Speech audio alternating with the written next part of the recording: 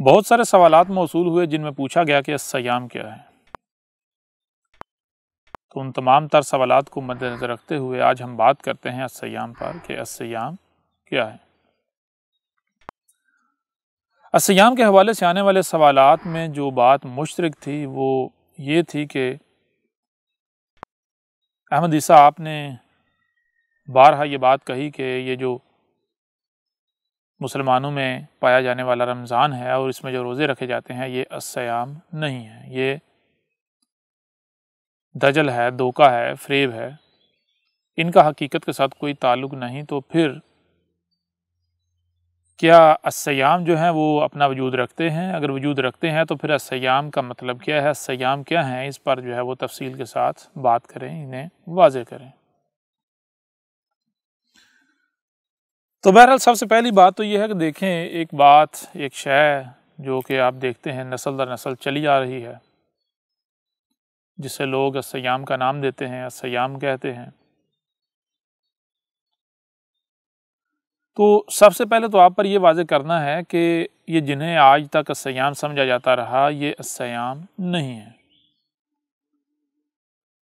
تو اس کے لیے کوئی لمبی چوڑی ہم بات نہیں کریں گے، بحث نہیں کریں گے، بلکہ ایک چھوٹا سا نقطہ آپ کے سامنے رکھتے ہیں، ایسا نقطہ کہ وہ ایک ایسی چابی ہے جس سے آپ اس تالے کو کھول سکتے ہیں، ایک ایسا فارمولہ ہے کہ جس سے آپ حقیقت کو بڑی آسانی سے جان سکتے ہیں۔ یعنی کسی بھی شے کے اصل اور نقل ہونے کی پہچان کیا ہے، اس کو جاننے کا، اس کو پہچاننے کا فارمولہ۔ تو دیکھیں ہم ایسا کرتے ہیں کہ قرآن کی طرف اپنا رخ کرتے ہیں اور قرآن سے پوچھتے ہیں کہ قرآن اس بارے میں کیا کہتا ہے۔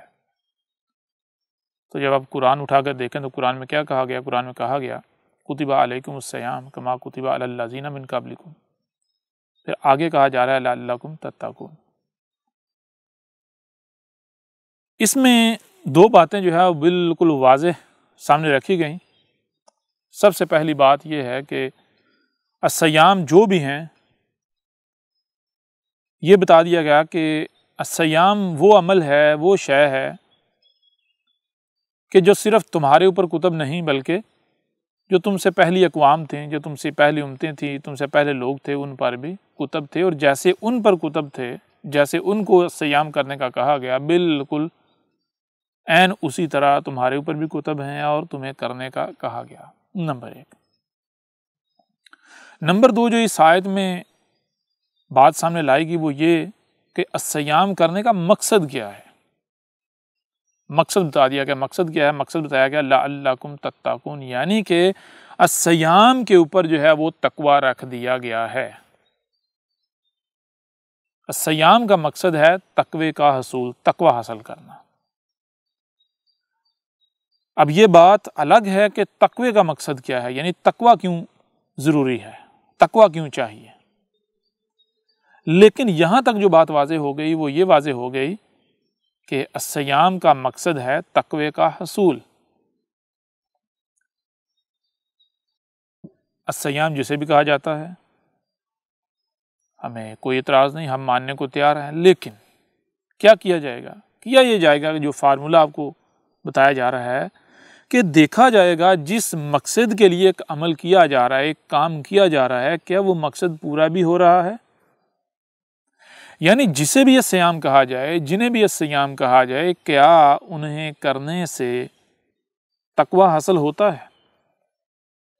لیکن یہاں کیا، یہاں تو معاملہ انتہائی گمبھیر ہو چکا ہے، کسی کو یہی نہیں علم کہ تقوی کیا ہے، تقوی کا مقصد کیا ہے۔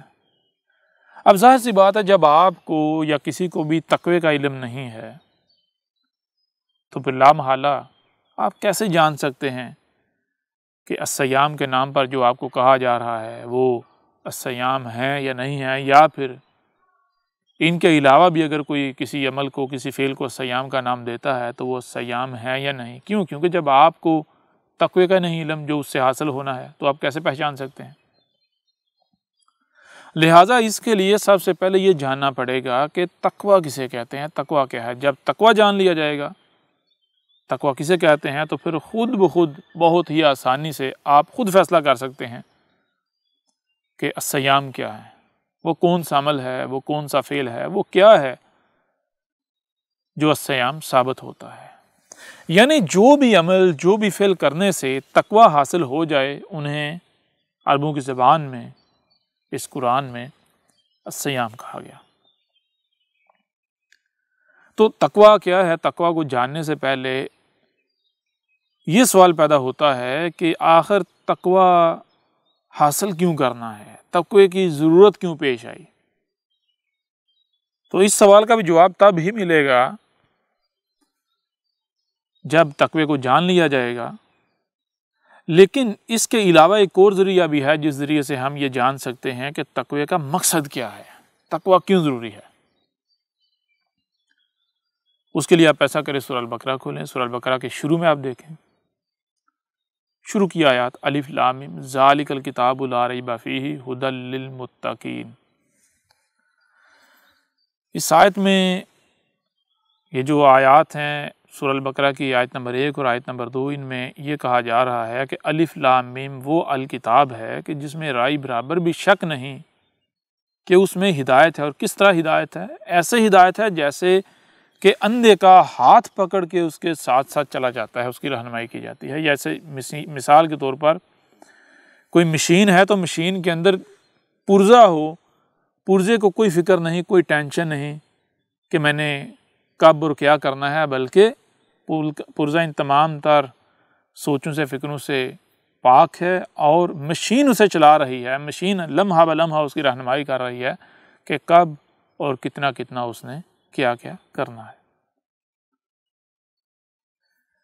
تو یہ بتایا جا رہا ہے الف لام میم وہ الکتاب ہے جس میں اس طرح رہنمائی ہے، لیکن یہ رہنمائی کن کے لیے ہے؟ آگے یہ بات بھی واضح کر دی، بتایا کہ یہ رہنمائی ان کے لیے ہے جو کہ متقین ہیں، یعنی جو تقوی والے ہیں، جن کے پاس تقوی ہے۔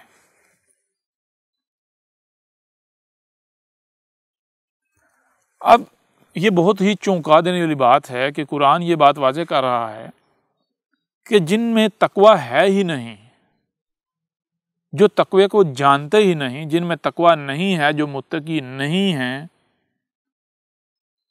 ان کو ہدایت مل ہی نہیں سکتی۔ الکتاب ان کی رہنمائی کرے گی ہی نہیں، ان کو ہدایت دے گی ہی نہیں۔ اور اس کے بعد اگلی آیات آتی ہیں الذین یؤمنون بالغیب ویقیمون الصلاۃ ومما رزقناہم ینفقون، اور اس طرح آگے جتنی بھی آیات ہیں۔ تو یہاں یہ چیز آپ کے اوپر بالکل کھل کر واضح ہو گئی کہ اگر آپ میں تقوی نہیں ہے، آپ کے پاس تقوی نہیں ہے، تو پھر آپ کو ہدایت نہیں ملے گی، آپ کو کسی بھی صورت رہنمائی نہیں مل سکتی۔ آپ یہ نہیں جان سکتے کہ الکتاب کیا ہے، آپ یہ نہیں جان سکتے کہ غیب کیا ہے، آپ یہ نہیں جان سکتے کہ صلاۃ کیا ہے، آپ یہ نہیں جان سکتے صلاۃ قائم کیسے کرنی ہے، یا اس کے علاوہ دنیا میں آنے کا مقصد کیا ہے، آپ کچھ نہیں جان سکتے۔ اب ان آیات سے یہ بات واضح ہو گئی کہ تقوی کیوں ضروری ہے۔ تقوی اس لیے ضروری ہے کیونکہ تقوی کے بغیر آپ کی رہنمائی نہیں کی جائے گی، آپ ہدایت حاصل کر ہی نہیں سکتے۔ اب آتے ہیں اس طرف کہ تقوی کیا ہے۔ تو تقوی کو ہم مختلف پہلوؤں سے آپ کے سامنے رکھتے ہیں۔ سب سے پہلے ہم ایسا کرتے ہیں کہ ان الفاظ کو لے لیتے ہیں۔ تقوی بنتا ہے کو سے، کاف واو، دو نقطے والا کاف اور واو۔ اب کاف اور واو یعنی کو کا معنی کیا ہے، اسے اگر آپ نے جاننا ہے تو اس کے لیے ہم آپ کو کہیں گے کہ آپ ایسا کریں، ہماری جو نشست ہے جس میں بتایا گیا کہ زبانی کیسے وجود میں آئی، ان میں حروف تہجی کیسے وجود میں آئی اور حروف تہجی کے معنی کیا ہیں، بہت تفصیل کے ساتھ بتایا گیا۔ آپ اس نشست کو دیکھیں، سنیں۔ جب آپ اس نشست کو سنیں گے، دیکھیں گے، سمجھیں گے تو آپ کے اوپر یہ بات بالکل واضح ہو جائے گی کہ کاف اور واو کو کے معنی کیا ہیں، کیونکہ ان میں حروف تہجی کو بہت ہی تفصیل کے ساتھ ہر پہلو سے کھول کر واضح کیا گیا۔ اب یہاں ہم اتنی تفصیل کے اندر نہیں جائیں گے، لیکن ہم بہت سارے جو کو ہے اس کے معنی آپ کے سامنے رکھتے ہیں۔ دو نقطے والا کاف جو ہے وہ کیسے بنتا ہے؟ وہ بنتا ہے جیسے آپ کہتے ہیں گول والی ہے کہیں، گول دائرہ اور اس کے اوپر دو ڈاٹس ہیں یعنی دو نقطے ہیں، اور پھر اس کے بعد جسے آپ نون غنہ کہتے ہیں وہ دائرے کے ساتھ نون غنہ جو ہے وہ جڑا ہوا ہے۔ اس کا معنی کیا ہے؟ وہ جو گول والا دائرہ ہے وہ کسی بھی شے کا اظہار کرتا ہے، یعنی وجود کا اظہار کرتا ہے، کوئی بھی وجود، جو بھی شے اپنا وجود رکھتی ہے، اور اس کے اوپر جو دو نقطے ہیں وہ آنکھوں کا اظہار کرتی ہیں، یعنی کہ کسی شے کے اوپر نظر ہونا، توجہ ہونا۔ اور پھر جو نون غنہ ہے اس کا مطلب یہ ہے کہ اس شے کو وہاں سے اٹھا کر آگے لے جا رہا ہے۔ پھر آگے آتا ہے واو۔ واو کا معنی کیا ہوتا ہے؟ وہی گول والا دائرہ اور اس کے ساتھ رے کہتے ہیں جاری ہونے کو، چلنے کو، آگے بڑھنے کو، اور گول والا دائرہ وہی وجود کا اظہار۔ تو واو کا مطلب ہوتا ہے کہ ٹھہرنا نہیں بلکہ آگے جانا ہے۔ جو وجود ہے یا جو شے ہے جس کے لیے واو استعمال کیا جا رہا ہے وہ ٹھہرے نہیں بلکہ وہ آگے جائے، آگے بڑھنا، جسے آپ آسان الفاظ میں اردو میں کہتے ہیں واو کا معنی اور کسے کہتے ہیں؟ اور کہتے ہیں بھائی آگے بڑھنا اور مزید آگے۔ تو کو کا معنی کیا بنتا ہے؟ کو کا معنی یہ بنتا ہے کہ ایک شے جو ہے اس کے اوپر توجہ مرکوز کرنا اور اس کو وہاں سے اٹھا کر آگے جو اس کا مقام ہے وہاں لے کر جانا۔ کب تک لے کر جانا؟ جب تک کہ وہ شے اپنے اصل مقام پر پہنچ نہیں جاتی، یعنی تب تک اس کو آگے لے جا، تب تک یعنی اس کے اوپر غور کرنا، اسے دیکھنا اور آگے لے جانا، اس کو اس کے اصل مقام کی طرف لے کر جانا، جب تک کہ اس کا اصل مقام آ نہیں جاتا تب تک آگے بڑھنا۔ یہ ہے کو۔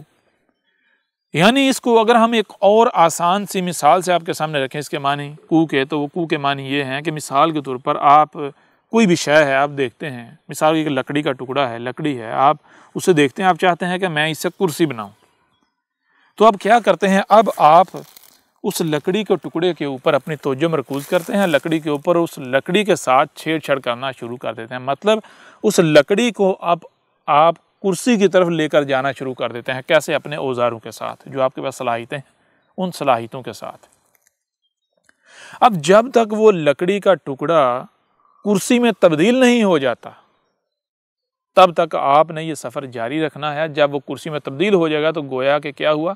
وہ لکڑی میں تقوی آ گیا۔ لکڑی میں تقوی آ گیا مطلب لکڑی جو ہے اس نے جو بننا تھا، جو اس کا مقام تھا، جس مقصد کی وہ لکڑی تھی وہ وہاں پہنچ گئی۔ اب وہ لکڑی اس مقصد کو بآسانی پورا کر سکتی ہے جس مقصد کو پورا کرنے کے لیے اسے وجود میں لایا گیا۔ یعنی بالفرض مثال کے طور پر آپ کو بتایا کہ اگر لکڑی کو وجود میں لایا گیا کرسی بنانے کے لیے، تو اب لکڑی میں تقوی لانا ہے۔ تقوی لانے کا مطلب کیا ہے کہ لکڑی کو اس مقام پر لے کے جانا ہے جس مقام پر پہنچ کر لکڑی وہ ذمہ داری، وہ مقصد پورا کر سکے جس مقصد کے لیے اسے وجود میں لایا گیا۔ کیا مقصد ہے؟ مقصد ہے اس کے اوپر بیٹھنا، اور بیٹھنے کے لیے کیا؟ اس کو کرسی بننا پڑے گا۔ تو لہٰذا لکڑی سفر کرے، اس وقت تک سفر کرے جب تک کہ وہ کرسی یعنی بیٹھنے کی شے بن نہیں جاتی۔ جب بیٹھنے کی شے بن جائے گی تو یہ اس میں تقوی آ گیا۔ یہ ہے کو، اسے کہتے ہیں تقوی۔ اسے ہم مثال کے طور پر ایک اور مثال سے سامنے رکھ دیتے ہیں۔ آپ مثال کے طور پر ایک مشین ہے اور پرزہ جو ہے اس سے الگ پڑا ہوا ہے۔ کیوں الگ پڑا ہوا ہے؟ کیونکہ مشین اس پرزے کو قبول نہیں کر رہی، وہ بڑا ہے، وہ فکس نہیں ہو رہا، مشین اسے قبول نہیں کر رہی۔ تو اب کیا کیا جائے کہ پرزہ جو ہے وہ اس مقصد کو پورا کرنے کا اہل بن جائے جس مقصد کے لیے اس پرزے کو وجود میں لایا گیا؟ تو پرزہ تو اس مقصد کو تب ہی پورا کر سکتا ہے جس مقصد کے لیے اسے وجود میں لایا گیا، جب پرزہ وہاں سے اٹھ کر مشین میں جو اس کا مقام ہے اس مقام میں فکس ہو جائے، فٹ ہو جائے۔ جب تک پرزہ مشین سے الگ پڑا ہوا ہے، وہ ایک الگ وجود ہے اور وہ اس مقصد کو پورا نہیں کر سکتا۔ مقصد کو پورا کرنا دور کی بات ہے، وہ جان ہی نہیں سکتا اس کا مقصد کیا ہے، رائے برابر بھی نہیں جان سکتا۔ اور اسی وقت اسے پتا چلے گا اسے کیا کرنا ہے، اس کا مقصد کیا ہے، جب وہ وہاں سے اٹھ کر مشین کا حصہ نہیں بن جاتا، یعنی وہ اپنا آپ مٹا کر مشین نہیں بن جاتا، جو اس کا مقام ہے وہ اس مقام پر قائم نہیں ہو جاتا۔ جب اس مقام پر قائم ہو جائے گا تو پھر آپ جانتے ہیں کہ پرزے نے کیا کرنا ہے، کب کرنا ہے، کتنا کرنا ہے۔ کسی دوسرے کو پرزے کو بتانے کی ضرورت نہیں ہے، نہ ہی خود سے پرزے کو کوئی ٹینشن لینے کی ضرورت ہے، کوئی فکر کرنے کی ضرورت ہے کہ بھائی مجھے کیوں وجود میں لایا گیا، میں نے کیا کرنا ہے۔ بلکہ جب پرزا اس مقام پر فٹ ہو جائے گا تو پھر وہ مشین بن گیا، اور مشین کی ذمہ داری ہے کہ اسے چلائے، کب چلانا ہے، کتنا چلانا ہے، کس لیے چلانا ہے، یہ سب ذمہ داری جو ہے مشین کے اوپر عائد ہو جاتی ہے۔ لہٰذا یہ جو پرزے کا وہاں سے اٹھ کر اپنے مقام پر فکس ہونا ہے، یہ جو عمل ہے، اس کو کہتے ہیں کو۔ یہ ہوتا ہے تقوی۔ یعنی تقوی کا مطلب کیا ہے؟ تقوی کا مطلب یہ ہے کہ غور کیجئے گا ذرا، آپ کو اس دنیا میں لایا گیا تو کیوں لایا گیا؟ سب سے پہلے تو آپ یہ غور کریں کہ آپ کیا جانتے ہیں کہ آپ کو دنیا میں کیوں لایا گیا؟ کیا آپ اس مقصد کو پورا کر رہے ہیں جس مقصد کو پورا کرنے کے لیے آپ کو وجود میں لایا گیا؟ تو جب آپ غور کریں گے تو آپ کے اوپر یہ بات بالکل کھل کر واضح ہو جائے گی کہ جس مقصد کے لیے آپ کو لایا گیا وہ مقصد پورا کرنا تو بہت دور کی بات ہے، آپ کو یہی نہیں علم کہ وہ مقصد ہے کیا۔ لہٰذا اب وہ مقصد کیا ہے اور اسے کیسے پورا کرنا ہے، یہ آپ اس وقت تک نہیں جان سکتے، اس وقت تک نہیں کر سکتے جب تک کہ آپ اپنے آپ کو اس مقام پر نہیں لے جاتے جس مقام پر جا کر ہی آپ کی رہنمائی ہوگی، آپ کو ہدایت ملے گی، آپ کے اوپر یہ واضح ہوگا کہ آپ کا مقصد کیا ہے اور آپ اس مقصد کو پورا کر سکیں۔ تو یہ اس وقت آپ جس مقام پر ہیں، جہاں پر ہیں کا مطلب نہیں ہے کہ آپ زمین کے کسی خطے پر ہیں، نہیں، آپ علمی لحاظ سے، آپ عملی لحاظ سے، پریکٹیکل لحاظ سے آپ کہاں پہ اپنا جو ہے وجود رکھتے ہیں، آپ کہاں پر بلانگ کرتے ہیں، کہاں پر اپنا وجود رکھتے ہیں، کہاں پر ہیں۔ یہاں سے آپ نے سفر کر کے وہاں جانا ہے جہاں پر جانے سے ہی آپ کو ہدایت مل سکتی ہے، ہدایت ملے گی۔ یہ جو سفر ہے اس سفر کو کہتے ہیں کو۔ جب یہ آپ سفر کر لیں گے تو پھر آپ میں کو یعنی تقوی آ جائے گا، آپ متقی بن جائیں گے۔ اب وہ کون سا مقام ہے؟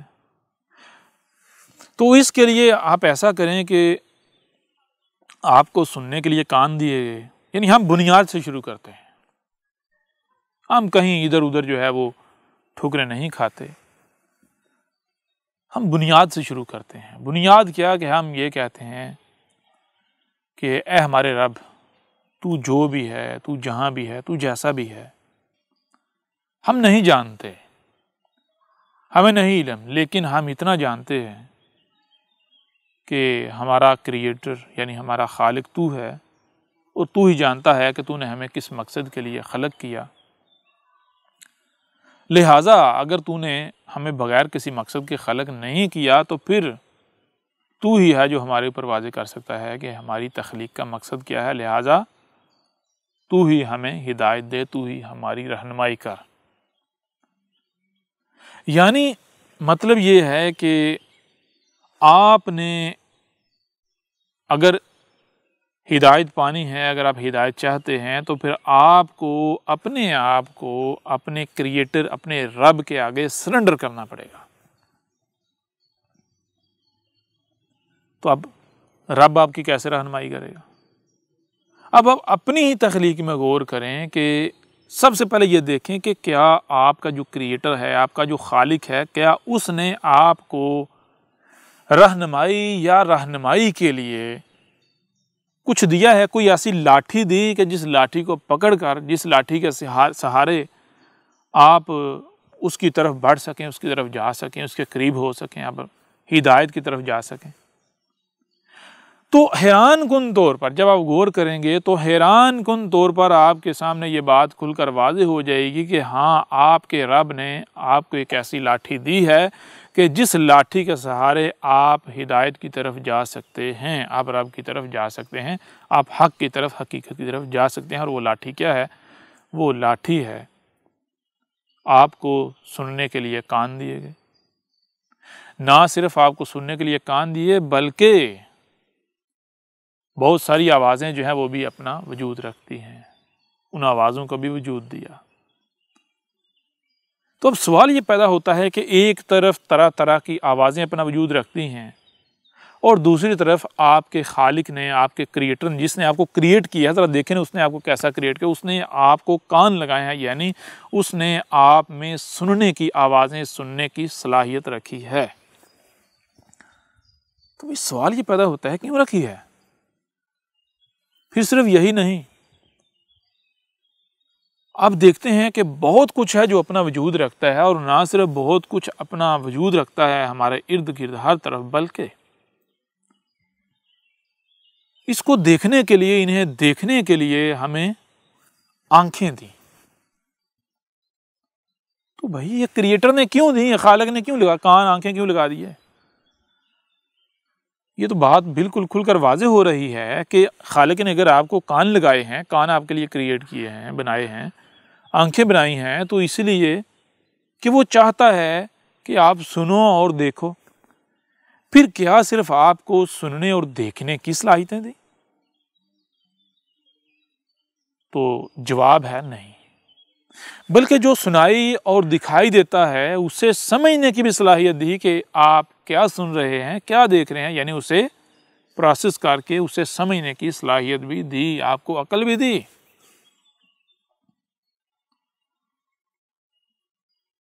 اب جب آپ اپنے آپ کو اپنے رب کے آگے سرنڈر کرتے ہیں تو دیکھیں آپ کو رب آپ کا کیا جواب دے رہا ہے۔ آپ کا رب تو آپ کو کہہ رہا ہے کہ تمہیں کس مقصد کے لیے میں نے تخلیق کیا ہے، یہ جاننے کے لیے تو میں نے تمہیں وہ ٹولز بھی دے دیے، وہ ذرائع بھی دے دیے جن سے تم جان سکتے ہو کہ تمہیں کس مقصد کے لیے وجود میں لایا گیا۔ لہٰذا اب کیا کیا جائے؟ ایک بار کسی اور طرف دیکھنے کی بجائے اپنے رب کی طرف دیکھتے ہوئے ان ٹولز کا استعمال کیا جائے، ان آلات کا، یہ جو آلات ہمارے وجود میں نصب ہیں، ان کو استعمال کیا جائے، ان کو استعمال کر کے دیکھ لیا جائے۔ یعنی ان کانوں سے جو بھی سنائی دیتا ہے اسے سنا جائے، ان آنکھوں سے جو بھی دکھائی دے رہا ہے اسے دیکھا جائے، اور نہ صرف سنا اور دیکھا جائے بلکہ سمجھا جائے۔ جب سمجھا جائے گا تو پھر دیکھتے ہیں نتیجہ کیا نکلتا ہے، ہم کہاں جا کر کھڑے ہوتے ہیں، کہاں پہنچتے ہیں۔ تو جب آپ ان آنکھوں کا، ان کانوں کا استعمال کریں گے، عقل کا استعمال کریں گے، یعنی جو بھی آپ کو سنائی دے رہا ہے، جو بھی دکھائی دے رہا ہے، آپ اسے سنیں گے، دیکھیں گے اور سمجھیں گے، تو ایک حیران کن طور پر جو ہے وہ ایک راز آپ کے سامنے آئے گا، ایک حقیقت آپ کے سامنے آئے گی۔ وہ حقیقت کیا ہے کہ آپ کو یہ جو کچھ بھی سنائی اور دکھائی دے رہا ہے، یہ جو کائنات ہے، آپ کو ایک ہی وجود کی صورت میں سامنے آئے گی۔ جیسے آپ کا اپنا وجود ہے، آپ دیکھیں کہ یہ ناخن ہے، ناخن آگے پور کے ساتھ جڑا ہوا ہے، یہ پور اگلی پور کے ساتھ جڑی ہوئی ہے، وہ اگلی پور کے ساتھ انگلی بن جاتی ہے، انگلی آگے ہتھیلی کے ساتھ جڑی ہے، اس طرح باقی انگلیاں ہیں وہ ہتھیلی کے ساتھ جڑی ہیں، یہ ہاتھ بن جاتا ہے، ہاتھ آگے کلائی جو ہے یہ بازو کے ساتھ جڑا ہوا ہے، یہ آگے جڑا ہوا ہے، اس طرح کرتے کرتے یہ پورا وجود بنتا ہے۔ اگر زوم کر کے دیکھیں تو ہم کیا کہیں گے؟ اسے ناخن کہیں گے، اسے انگلی کہیں گے، اسے ہتھیلی کہیں گے، اسے بازو کہیں گے، اسے گھٹنا کہیں گے، اسے پاؤں کہیں گے، اسے سر کہیں گے، انہیں آنکھیں کہیں گے، ناک کہیں گے، کان کہیں گے، ٹانگیں کہیں گے، پیٹ کہیں گے۔ لیکن جب ہم مجموعی طور پر دیکھیں گے تو کیا نظر آئے گا؟ اگر آپ کا نام عمران ہے تو عمران نظر آئے گا، اگر آپ کا نام وکٹر ہے تو وکٹر نظر آئے گا، اگر آپ کا نام لکشمن ہے تو لکشمن نظر آئے گا۔ لیکن اگر زوم کر کے دیکھیں گے تو لکشمن نظر نہیں آئے گا، وکٹر نظر نہیں آئے گا، عمران نظر نہیں آئے گا، رام نظر نہیں آئے گا، بلکہ ناخن نظر آئے گا، ہتھیلی نظر آئے گی۔ تو کیا رام، عمران، لکشمن یا وکٹر الگ ہے اور ہتھیلی الگ ہے، ناخن الگ ہے، انگلی الگ ہے؟ نہیں بھائی، یہ جتنے بھی اعضاء ہیں ان کو اگر مجموعی طور پر دیکھا جائے تو پھر رام ہے، لکشمن ہے، عمران ہے، وکٹر ہے۔ پھر دوسرا سوال یہ ہے کہ کیا ناخن کا کوئی الگ اپنا وجود ہے، ہتھیلی کا کوئی الگ اپنا وجود ہے؟ تو جواب بالکل واضح ہے کہ نہیں۔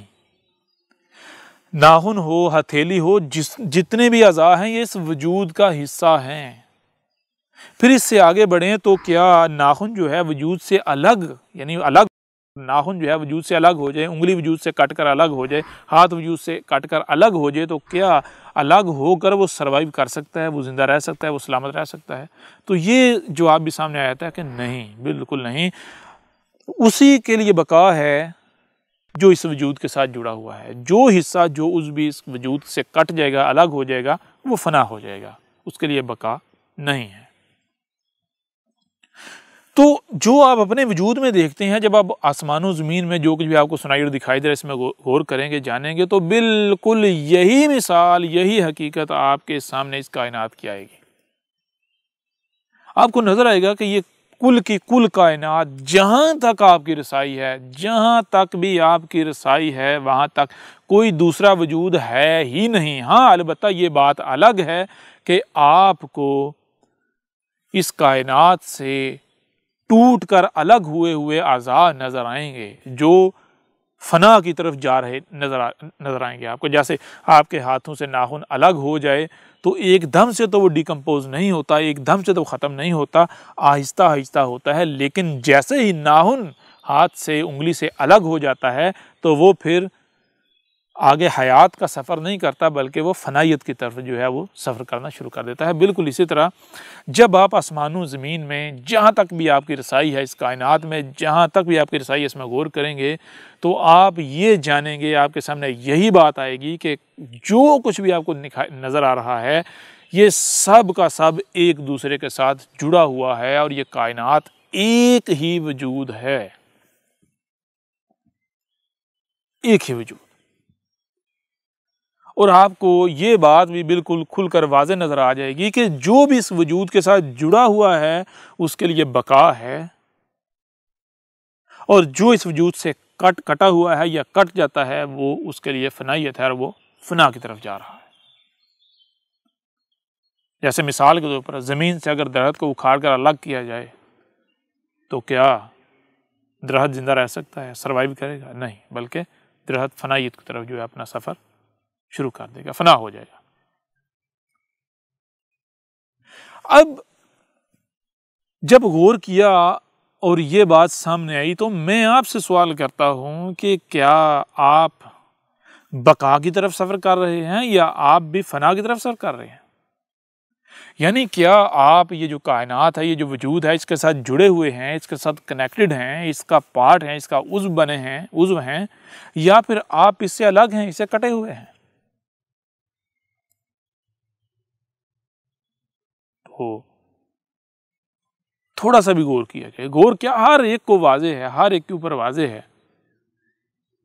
کہ مجھے تو پتہ ہی نہیں کہ میں کیوں وجود میں لایا گیا، میں تو کائنات سے جڑا تھوڑا ہوں، میں تو کائنات سے کٹا ہوا ہوں، نہ صرف کائنات سے کٹا ہوا ہوں، بلکہ میں تو کائنات کا شریک بنا ہوا ہوں۔ یعنی آپ کے اعمال آپ کے اوپر واضح کر دیتے ہیں کہ آپ پارٹ آف یونیورس ہیں، یا پھر آپ اینمی آف یونیورس ہیں، آپ کائنات کا حصہ ہیں، اس کے ساتھ جڑے ہوئے ہیں، یا پھر آپ کائنات کے سے کٹ کر اس کے دشمن بنے ہوئے ہیں، دشمنی کر رہے ہیں۔ آپ کے اعمال آپ کے اوپر واضح کر دیتے ہیں۔ آپ ایسا کریں، غور کریں، صبح سے لے کر شام تک آپ کیا کرتے ہیں، دیکھیں کیا وہ جو آپ اعمال کر رہے ہیں، جو آپ کے اعمال ہیں، کیا وہ کائنات کے ساتھ، نیچر کے ساتھ، قدرت کے ساتھ مطابقت رکھتے ہیں، یا پھر دشمنی ہیں، ایک دوسرے وجود کا اظہار کرتے ہیں کہ آپ دوسرا وجود بنے ہوئے ہیں کائنات سے کٹ کر؟ بالکل واضح ہے کہ آپ دوسرا وجود ہیں۔ لہٰذا اب اس وقت تک آپ نہیں جان سکتے کہ آپ کو دنیا میں لانے کا، آپ کا دنیا میں آنے کا مقصد کیا ہے اور اسے پورا کیسے کرنا ہے، جب تک کہ آپ سفر کرتے ہوئے، یعنی کو کرتے ہوئے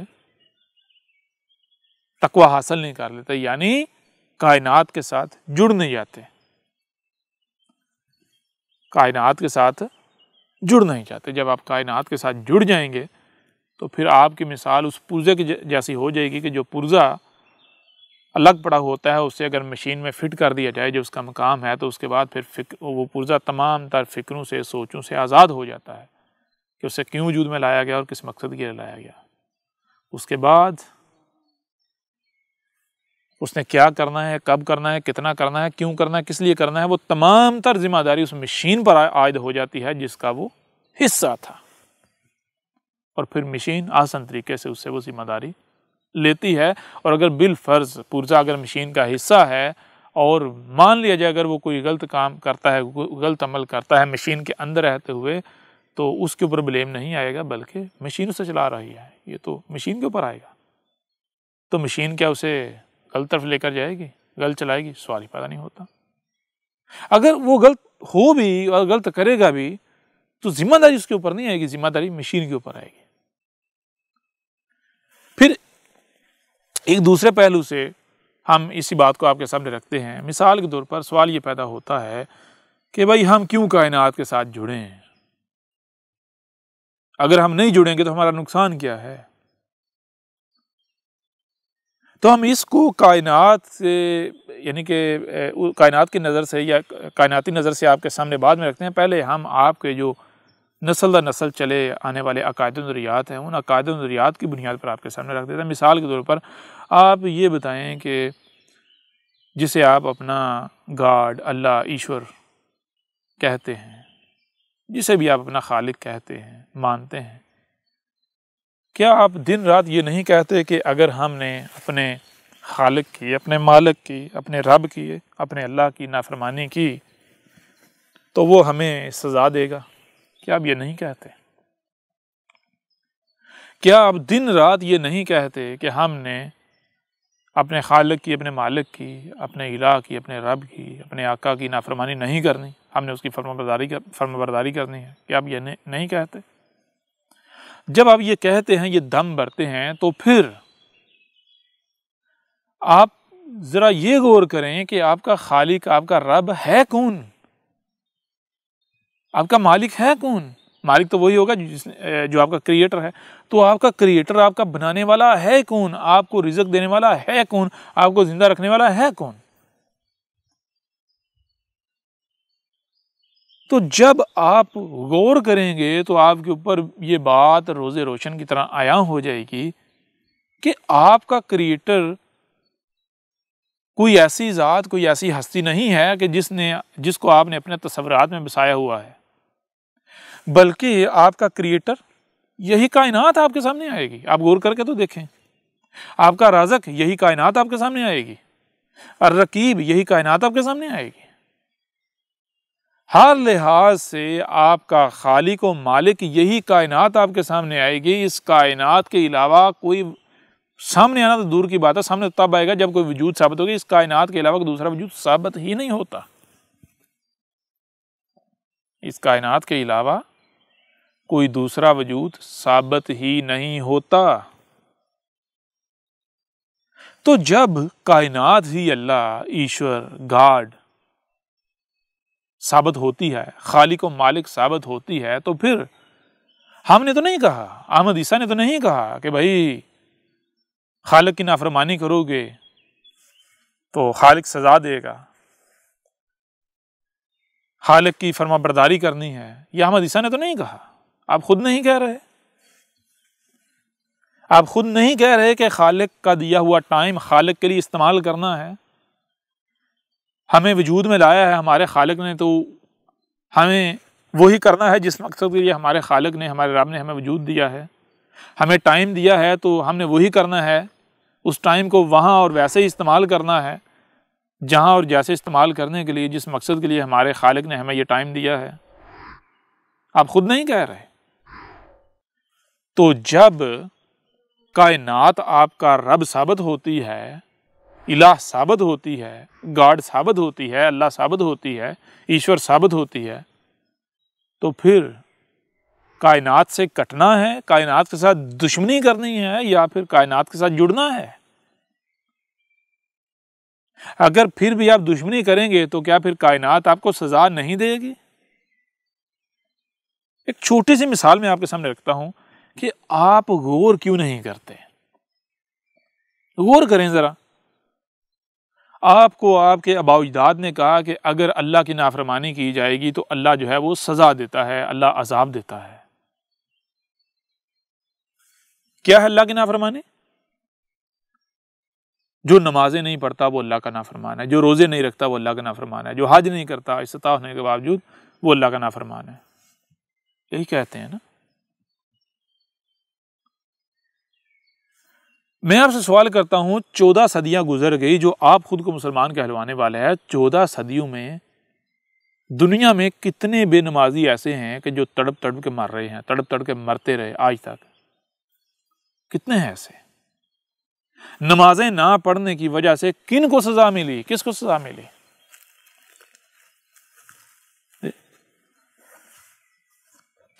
جس کو آپ اللہ کہتے ہیں، ایشور کہتے ہیں، رب کہتے ہیں، الہ کہتے ہیں، خالق کہتے ہیں، جس کا کوئی وجود ہی نہیں ہے، جس کا کوئی نام و نشان بھی جس کا ثابت نہیں ہوتا، آپ جس کی یعنی جو اس کی نافرمانی آپ کہتے ہیں، وہ نافرمانی تو اگر دیکھ جائے تو وہ دنیا میں اکثریت کر رہی ہے. ان کو سزا تو کوئی نہیں کبھی ملی. لیکن دوسری طرف اگر آپ دیکھیں کہ کائنات کے ساتھ اگر دشمنی کی جاتی ہے، نیچر کے ساتھ، قدرت کے ساتھ، فطرت کے ساتھ اگر دشمنی کی جاتی ہے، قدرت کی، نیچر کی نافرمانی کی جاتی ہے. نیچر کی نافرمانی کیا؟ نیچر یہ جو کائنات ہے اس کے ساتھ متصادم ہویا جاتا ہے، اس کے خلاف عمل کیے جاتے ہیں، نیچر کے خلاف اقدامات کیے جاتے ہیں، تو نیچر نہیں بخشتی، نیچر سزا دیتی ہے، عذاب دیتی ہے. اور آج آپ اپنی آنکھوں سے دیکھ رہے ہیں پوری دنیا میں زلزلے، سیلاب، طوفان، آندیاں، طرح طرح کی بیماریاں، یہ سب کچھ، اور لوگ جو ہیں وہ طرح طرح سے ہلاکتوں کا شکار ہو رہے ہیں، ذلتوں اور مصیبتوں کا شکار ہو رہے ہیں. کیوں ہیں؟ کیا نمازیں نہ پڑھنے کی وجہ سے، روزے نہ رکھنے کی وجہ سے، جنہیں آپ عبادات کہتے ہیں وہ نہ کرنے کی وجہ سے؟ ہر وہ شخص جس میں رائے برابر بھی عقل ہے، جو رائے برابر بھی غور کرتا ہے، غور و فکر کرتا ہے، آج وہ یہ کہنے پر مجبور ہے کہ ہم نے نیچر کی نافرمانی کی، ہم نے نیچر کے ساتھ دشمنی کی، یعنی کائنات کے ساتھ دشمنی کی، جس وجہ سے آج ہمیں ان طرح طرح کی ہلاکتوں کا، مصیبتوں کا، تکلیفوں کا سامنا ہے. اور اگر ہم باز نہ آئے تو نیچر ہمیں صفحہ ہستی سے مٹا کر رکھ دے گی، ہمیں فنا کر دے گی. تو یوں اس پہلو سے بھی دیکھا جائے، جو آپ کا زاویہ ہے، آپ کے زاویے سے بھی رب کون ثابت ہوتا ہے؟ الہ، خالق و مالک تو یہ کائنات ثابت ہو رہی ہے، اور یہ ہے. تو پھر آپ خود بتائیں کہ کائنات کے ساتھ دشمنی کرنی ہے، اس سے کٹنا ہے، الگ ہونا ہے، یا پھر جڑنا ہے؟ خود بتائیں. آپ تھوڑا سا غور کریں. آپ غور کیوں نہیں کرتے کہ آپ کے اپنے ہی وجود میں ہاتھ اگر مفلوج ہو جائیں، یہ ہاتھ اگر باقی وجود کو نقصان پہنچانا شروع کر دیں، آپ کے اپنے وجود کو نقصان پہنچانا شروع کر دیں، تو کیا اپنے ان ہاتھوں کو برداشت کریں گے؟ ان کے لاڑ دیکھیں گے؟ سوال ہی پیدا نہیں ہوتا. فوراً ڈاکٹر کے پاس جائیں گے، کہیں گے بھائی کاٹ کے پھینک دے. کٹوا دیتے ہیں یا نہیں کٹوا دیتے؟ تو بالکل اسی طرح جب آپ یہ چاہتے ہیں کہ یہ ہاتھ آپ کے ہیں اور آپ یہ صحیح سلامت رہیں، وجود کے ساتھ جڑ کے رہیں، وجود کے لیے استعمال ہوں، رائے برابر بھی اپنی منمانی، اپنی مرضی نہ کریں، تو پھر یہ کائنات جس نے آپ کو وجود دیا اور جس نے آپ کو جب وجود دیا ہے تو بطور شریک الگ وجود کے وجود نہیں دیا، اپنے سے الگ نہیں آپ کو کر دیا. یہ کائنات اپنے اندر آپ کو وجود میں لے کر آئی، اپنے وجود کی صورت میں، اپنے عضو کی صورت میں آپ کو وجود میں لے کر آئی. اگر تو یہ کائنات آپ کو اس طرح وجود میں لاتی کہ خود الگ ہوتی اور آپ کو الگ وجود دے دیتی، اپنے سے الگ کر دیتی، پھر تو ٹھیک تھا، پھر تو کوئی فرق نہیں پڑتا، جیسے جی چاہو کرو. لیکن جب یہ اس کائنات نے آپ کو الگ وجود نہیں دیا، اپنے سے خود الگ نہیں اور آپ کو الگ وجود نہیں دیا، بلکہ اپنے اندر وجود دیا، اپنے عضو کے طور پر وجود دیا، تو پھر کیا اس نے اس لیے آپ کو وجود دیا کہ آپ اسی کے ساتھ چھیڑ چھاڑ کریں، اس کو تکلیف دیں، اس کو ساتھ یعنی کہ دشمنی کریں، اسے چیریں پاڑیں؟ اس لیے وجود دیا؟ سوال ہی پیدا نہیں ہوتا. اس نے آپ کو اپنے وجود کے طور پر وجود دیا، لیکن آپ ہیں کہ شریک بنے ہوئے ہیں، دشمنی کر رہے ہیں. تو جب آپ شریک بنے ہوئے ہیں، دشمنی کر رہے ہیں، اس کائنات سے کٹ کر رہیں گے، تو کیا کائنات آپ کو برداشت کرے گی؟ کائنات آپ کے لاڑ دیکھے گی، نیچر آپ کے لاڑ دیکھے گی، قدرت آپ کے لاڑ دیکھے گی؟ جی کیا آپ میں عقل نہیں ہے؟ آپ کیوں نہیں ان ٹولز کا استعمال کرتے؟ ایک بار استعمال کر کے تو دیکھیں، کانوں کا، آنکھوں کا، دماغ کا ایک بار استعمال کر کے تو دیکھیں پھر آپ کو مزہ کتنا آتا ہے اور حق آپ کے اوپر کیسے واضح ہوتا ہے۔ دن بدن آپ دن بدن حق کے قریب سے قریب تر ہوتے چلے جائیں گے، اپنی منزل کی طرف آپ سفر جاری آپ کا شروع ہو جائے گا، منزل کی طرف دن بدن بڑھنا شروع ہو جائیں گے، منزل آپ کے دن بدن قریب ہوتی چلی جائے گی۔ کر کے تو دیکھیں۔ لہذا اب غور کیجئے گا ذرا، ایک اور پہلو سے آپ کے سامنے رکھتے ہیں۔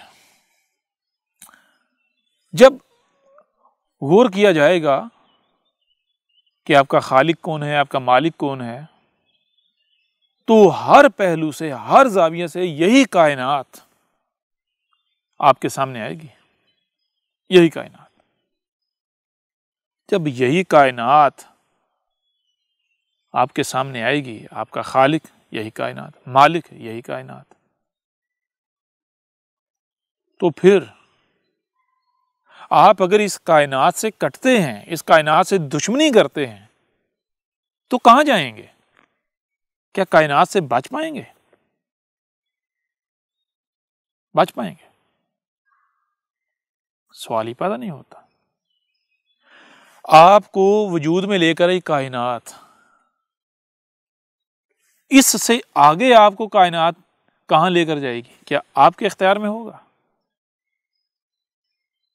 جی سوال ہی پیدا نہیں ہوتا۔ اس وقت آپ کے پاس اختیار ہے کہ آپ کائنات کے ساتھ جڑ کے کائنات بن جائے، اور کائنات کیا؟ کائنات تو سبحان ہے، کائنات کو عیب کو پسند نہیں کرتی۔ یہ جتنے عیوب آپ کو نظر آئے، یہ کائنات کے پیدا کردہ نہیں ہے، کائنات کے کیے ہوئے نہیں ہے، یہ آپ کے اپنے ہاتھوں کی کمائی ہے۔ آپ فساد کر رہے ہیں، آپ تباہی مچا رہے ہیں۔ اگر آپ کائنات سے کٹتے ہیں تو آپ اس کائنات سے نکل کر کہیں نہیں جا سکتے، رہنا آپ نے اسی کائنات میں ہے، اور کائنات نہیں آپ کو آگے لے کر جانا ہے۔ آگے آپ کو کیا بناتی ہے پھر؟ اگر کوئی یہ کہتا ہے کہ ہم مر کر مٹی اور ہڈیاں ہو جائیں گے،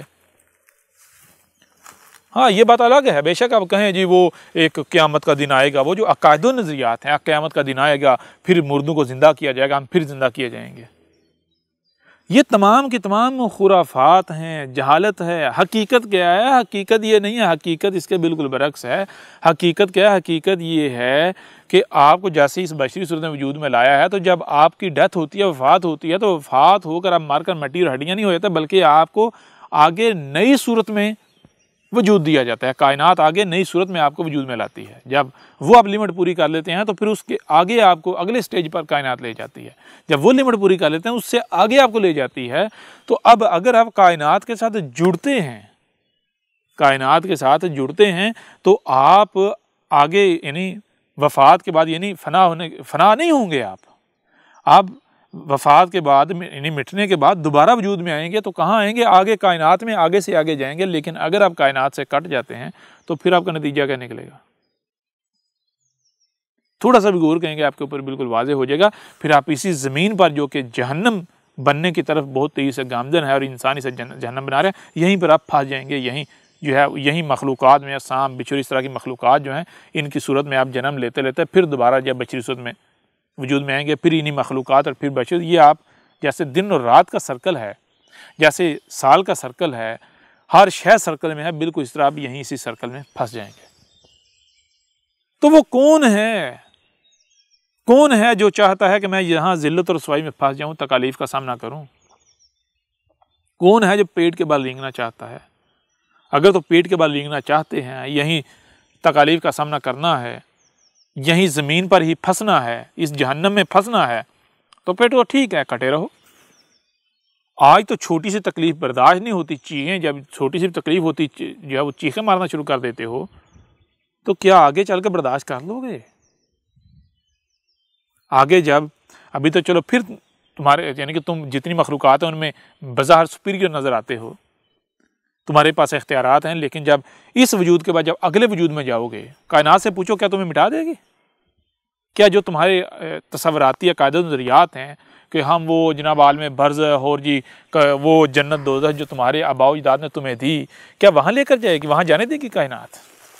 اور وہاں تو تم تب جاؤ گے نا جب کائنات تمہیں آزاد کرے گی۔ تو پہلے کائنات سے سوال کرو، کیا کائنات تمہیں آزاد کرتی ہے؟ کہ جاؤ بھائی آج سے تم مجھ سے آزاد ہو۔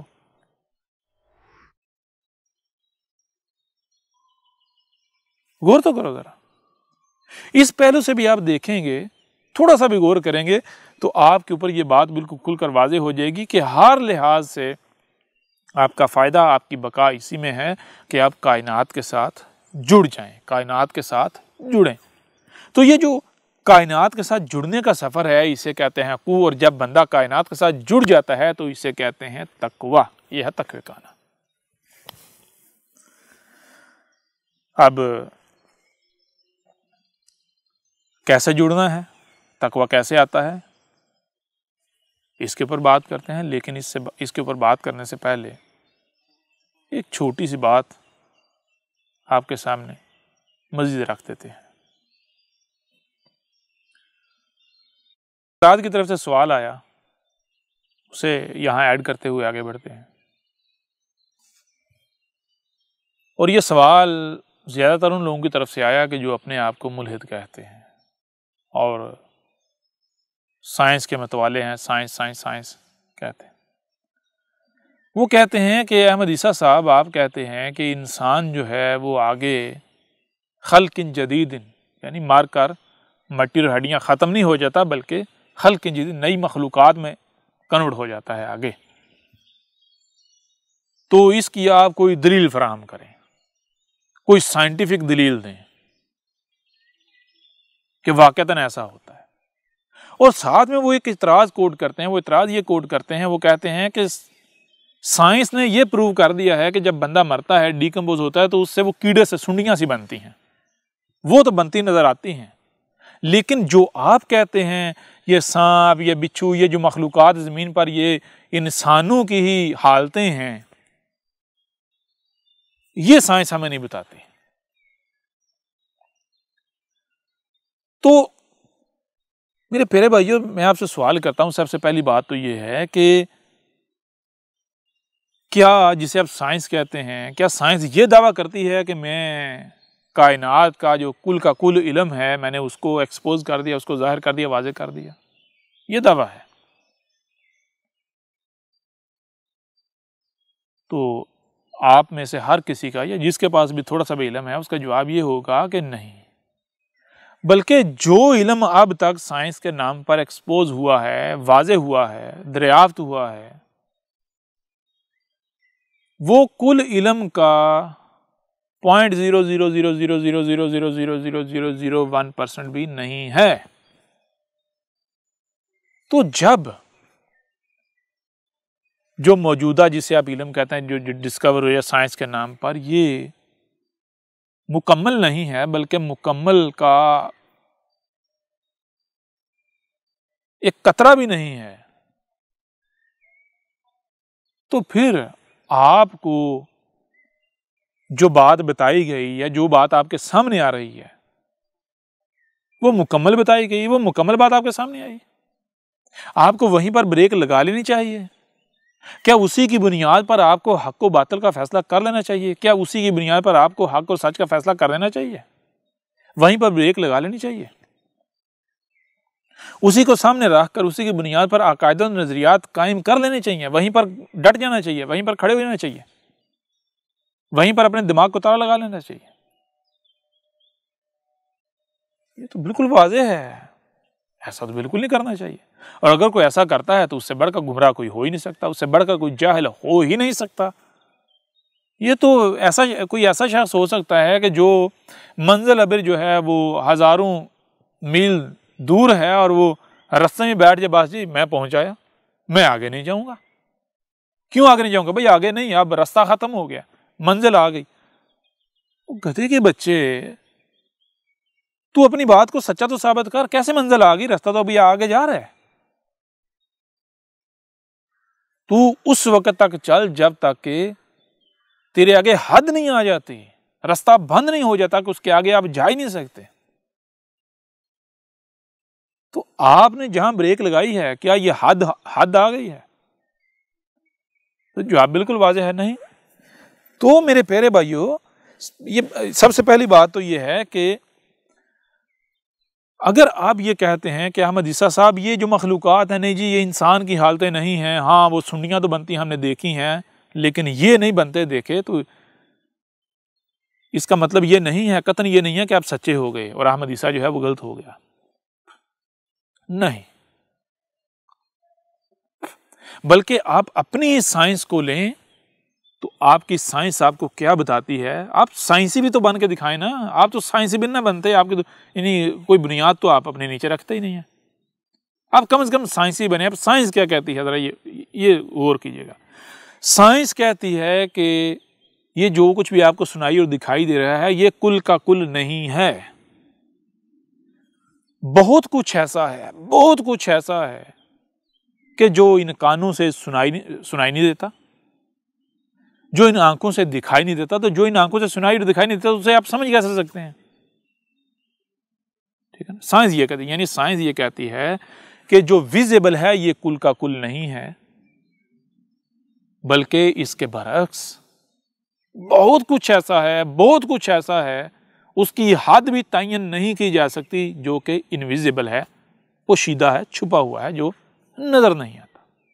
ہاں، اور اس کی یعنی دلیل کیا ہے؟ ایک بہت ہی مضبوط دلیل. وہ دلیل کیا ہے؟ وہ دلیل یہ ہے کہ دیکھو وہ کچھ ایسی چیزیں یعنی بہت کچھ ایسا ہے جو پہلے ہم سے انویزیبل تھا، آج ڈسکور ہو چکا ہے، آج دریافت ہو چکا ہے. اور یہ اس کے اوپر دلیل ہے کہ ہاں واقعتاً جو ظاہر ہے یہ کل کا کل نہیں ہے، بلکہ بہت کچھ جو ہے وہ پوشیدہ بھی ہے، چھپا ہوا بھی ہے.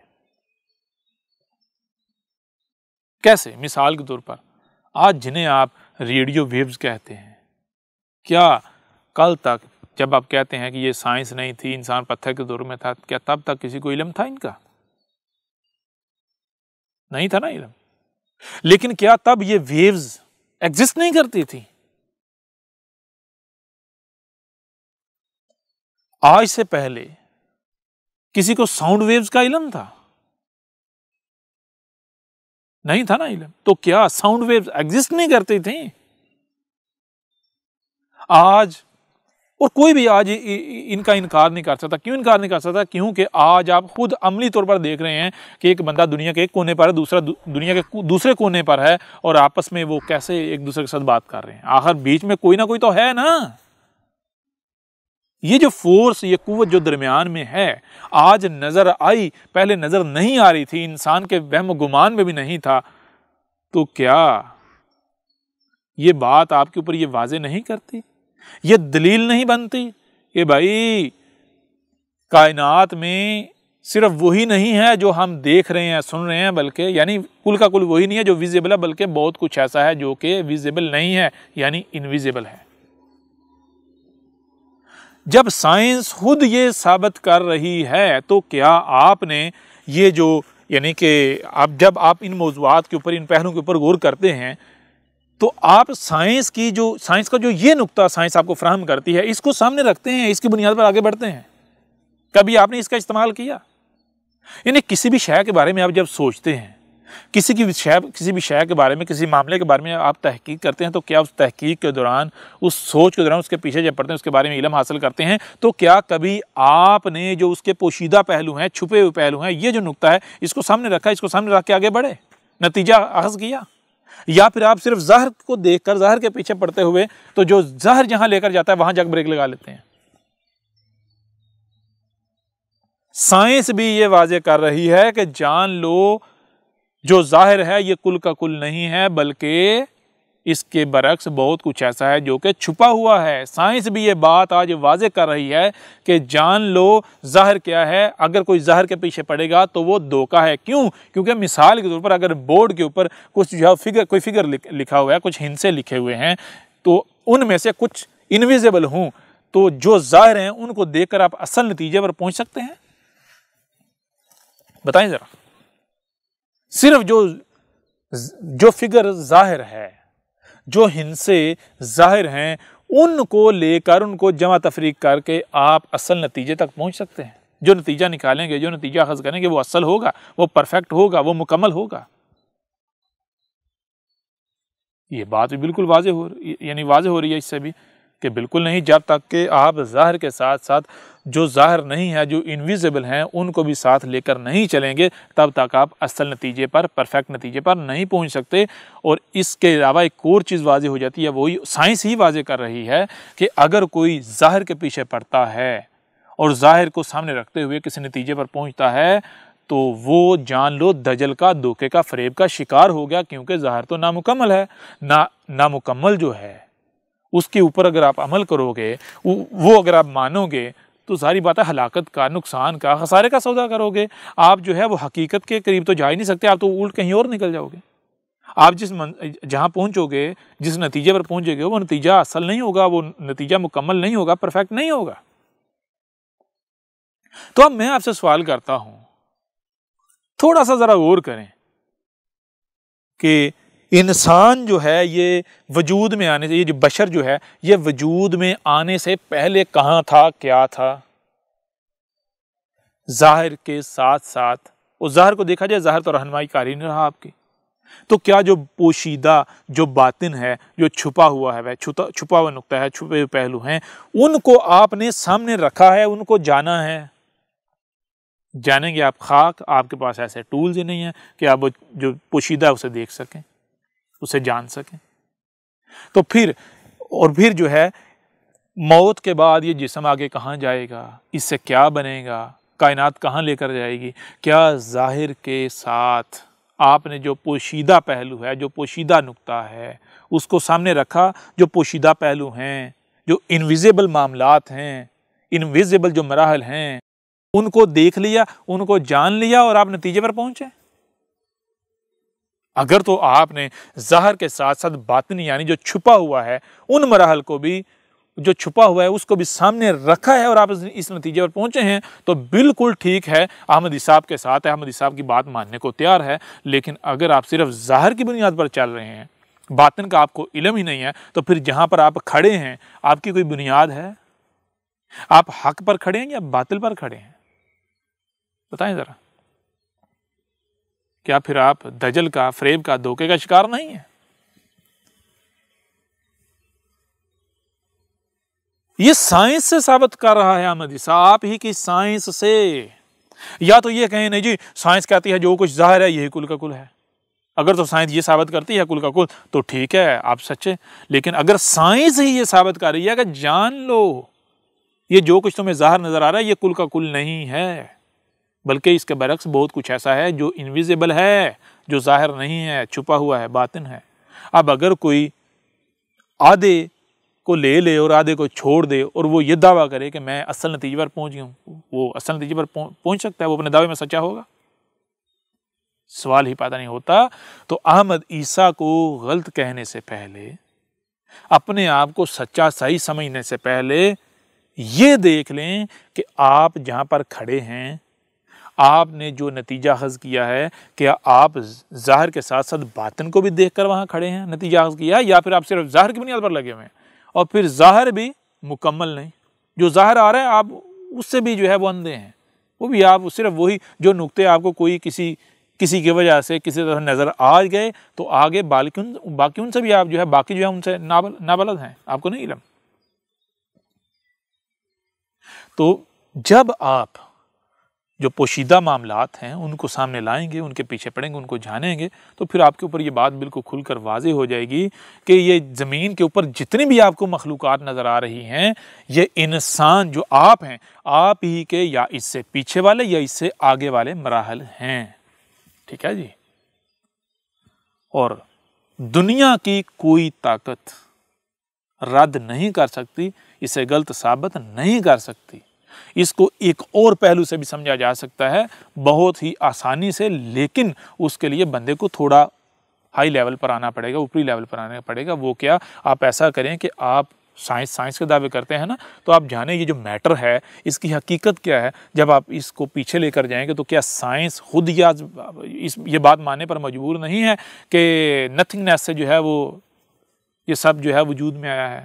یعنی کہ یہ جو میٹر ہے، جو کچھ بھی آپ کو نظر آ رہا ہے، کہ آپ اس کو پیچھے سے پیچھے لے کر جائیں گے تو یہ نتھنگنیس میں چلے جائے گا. جب نتھنگنیس میں جائے گا تو وہاں کیا ہے؟ کیا نتھنگنیس 2 وجود ہیں، 4 وجود ہیں، 6 وجود ہیں، یا جو ایک ہے وہ بھی زیرو میں نظر آتا ہے؟ تو اور پھر اس کی پراپرٹیز کیا ہیں؟ جب اس میں غور کریں گے تو آپ کو پتہ چل جائے گا اس کی پراپرٹیز کیا ہیں. یہ بھی آپ کے اوپر واضح ہو جائے گا. اس بنیاد پر بھی آپ دیکھیں گے تو آپ کے اوپر یہ بات بالکل کھل کر واضح ہو جائے گی کہ نہ صرف اس کائنات میں تمام کی تمام مخلوقات، ہر چیز جو ہے وہ آپس میں کنیکٹڈ ہے، جڑی ہوئی ہے، یہ ایک ہی وجود ہے، بلکہ یہ جتنی مخلوقات آپ کو نظر آ رہی ہیں زمین کے اوپر، یہ آپ ہی کے یا تو اس سے پیچھے کے مراحل ہیں، سٹیجز ہیں، یا پھر اس سے آگے کی سٹیجز ہیں، آگے کے مراحل ہیں. یہ ہے حقیقت، اور دنیا کی کوئی طاقت اس کا رد نہیں کر سکتی. اب بڑھتے ہیں آگے اور واپس اپنے موضوع کی طرف آتے ہیں. بات ہم یہ کر رہے تھے کہ یہ بات ہر لحاظ سے، ہر پہلو سے واضح ہو گئی کہ یہ جو کائنات ہے یہی الہ ہے، یہی خالق ہے، کریٹر ہے، ایشور کہیں، جو بھی نام آپ دیں. اور اگر آپ اس کے ساتھ دشمنی کریں، اس سے کٹیں گے تو آپ ہلاکت کا سودا کریں گے. آپ کے ساتھ کیا ہوگا؟ ابھی جو پیچھے بات ہوئی ہے اس سے بھی آپ کے اوپر بالکل کھل کر واضح ہو جاتا ہے. اگر آپ کائنات سے کٹیں گے تو اس سے آگے پھر آپ کے ساتھ کیا ہوگا؟ آج چھوٹی سی تکلیف ہوتی ہے، آپ برداشت نہیں کر سکتے، اور اگر اس بشری وجود کے بعد آپ آگے سانپ، بچھو، اس طرح کی مخلوقات کی صورت اختیار کر گئے تو وہ زندگی کیسی ہے؟ ذرا غور کریں. کیا آپ اسے پسند کرتے ہیں؟ آج آپ آنکھیں بند کر لیں، اس سے کوئی فرق نہیں پڑے گا.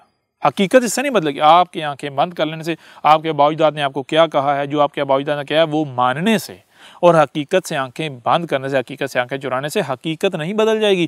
اس آپ کی وفات کے بعد کائنات نے آپ کو آگے لے کر جانا ہے، تو آپ سے نہیں پوچھنا کہ میں نے تم سے کیا بنانا ہے. آپ کی اجازت لے کر اس نے آپ کو نہیں بنانا ہے، بلکہ وہی بنانا ہے اس وقت جو آپ اپنے آپ کو بنا رہے ہو آگے کے لیے. ٹھیک ہے نا؟ اگر آپ کائنات کے ساتھ جڑو گے تو آپ آگے بھی بہتری کی طرف جاؤ گے، اور اگر آپ کائنات سے کٹو گے، نیچر سے کٹو گے، تو پھر آپ آگے بھی ہلاکت کی طرف، تباہی کی طرف جو ہے وہ جاؤ گے، فنائیت کی طرف جاؤ گے. اب دیکھیں، ذرا غور کریں کہ اب سوال یہ پیدا ہوتا ہے کہ بھائی کائنات کے ساتھ جڑنا ہے، کائنات کے ساتھ جڑنا ہے تو کیسے جڑا جائے گا؟ تو اس کے لیے کوئی مشکل نہیں ہے، بہت آسان ہے. کیا آسان ہے؟ کتنا آسان ہے؟ غور کیجیے گا. آپ نے کائنات بننا ہے. آپ اپنے ہی وجود میں غور کریں تو آپ کا وجود کیا ہے؟ آپ کا وجود ہر لمحے نیا بن رہا ہے اور پرانا بکھر رہا ہے. آپ کا وجود، آپ کی باڈی، آپ کا جسم نیا بن رہا ہے ہر لمحے، اور پرانا جو ہے وہ بکھر رہا ہے. یعنی اگر آپ چاہیں تو آپ اپنے وجود کو سارے کا سارا نیا بنا سکتے ہیں، اس کو تبدیل کر سکتے ہیں اپنے وجود کو. اور وجود میں صرف یہ نہیں آتا جو ظاہر آپ کو نظر نہیں، بلکہ جو آپ بولتے ہیں، جو آپ سوچتے ہیں، جو آپ کے احساسات ہیں، جذبات ہیں، کیفیات ہیں، یہ سارے کا سارا یہ آپ کا وجود ہے. ٹھیک ہے نا؟ یہ کہاں سے وجود میں آ رہا ہے؟ یہ جو آپ کا رزق ہے.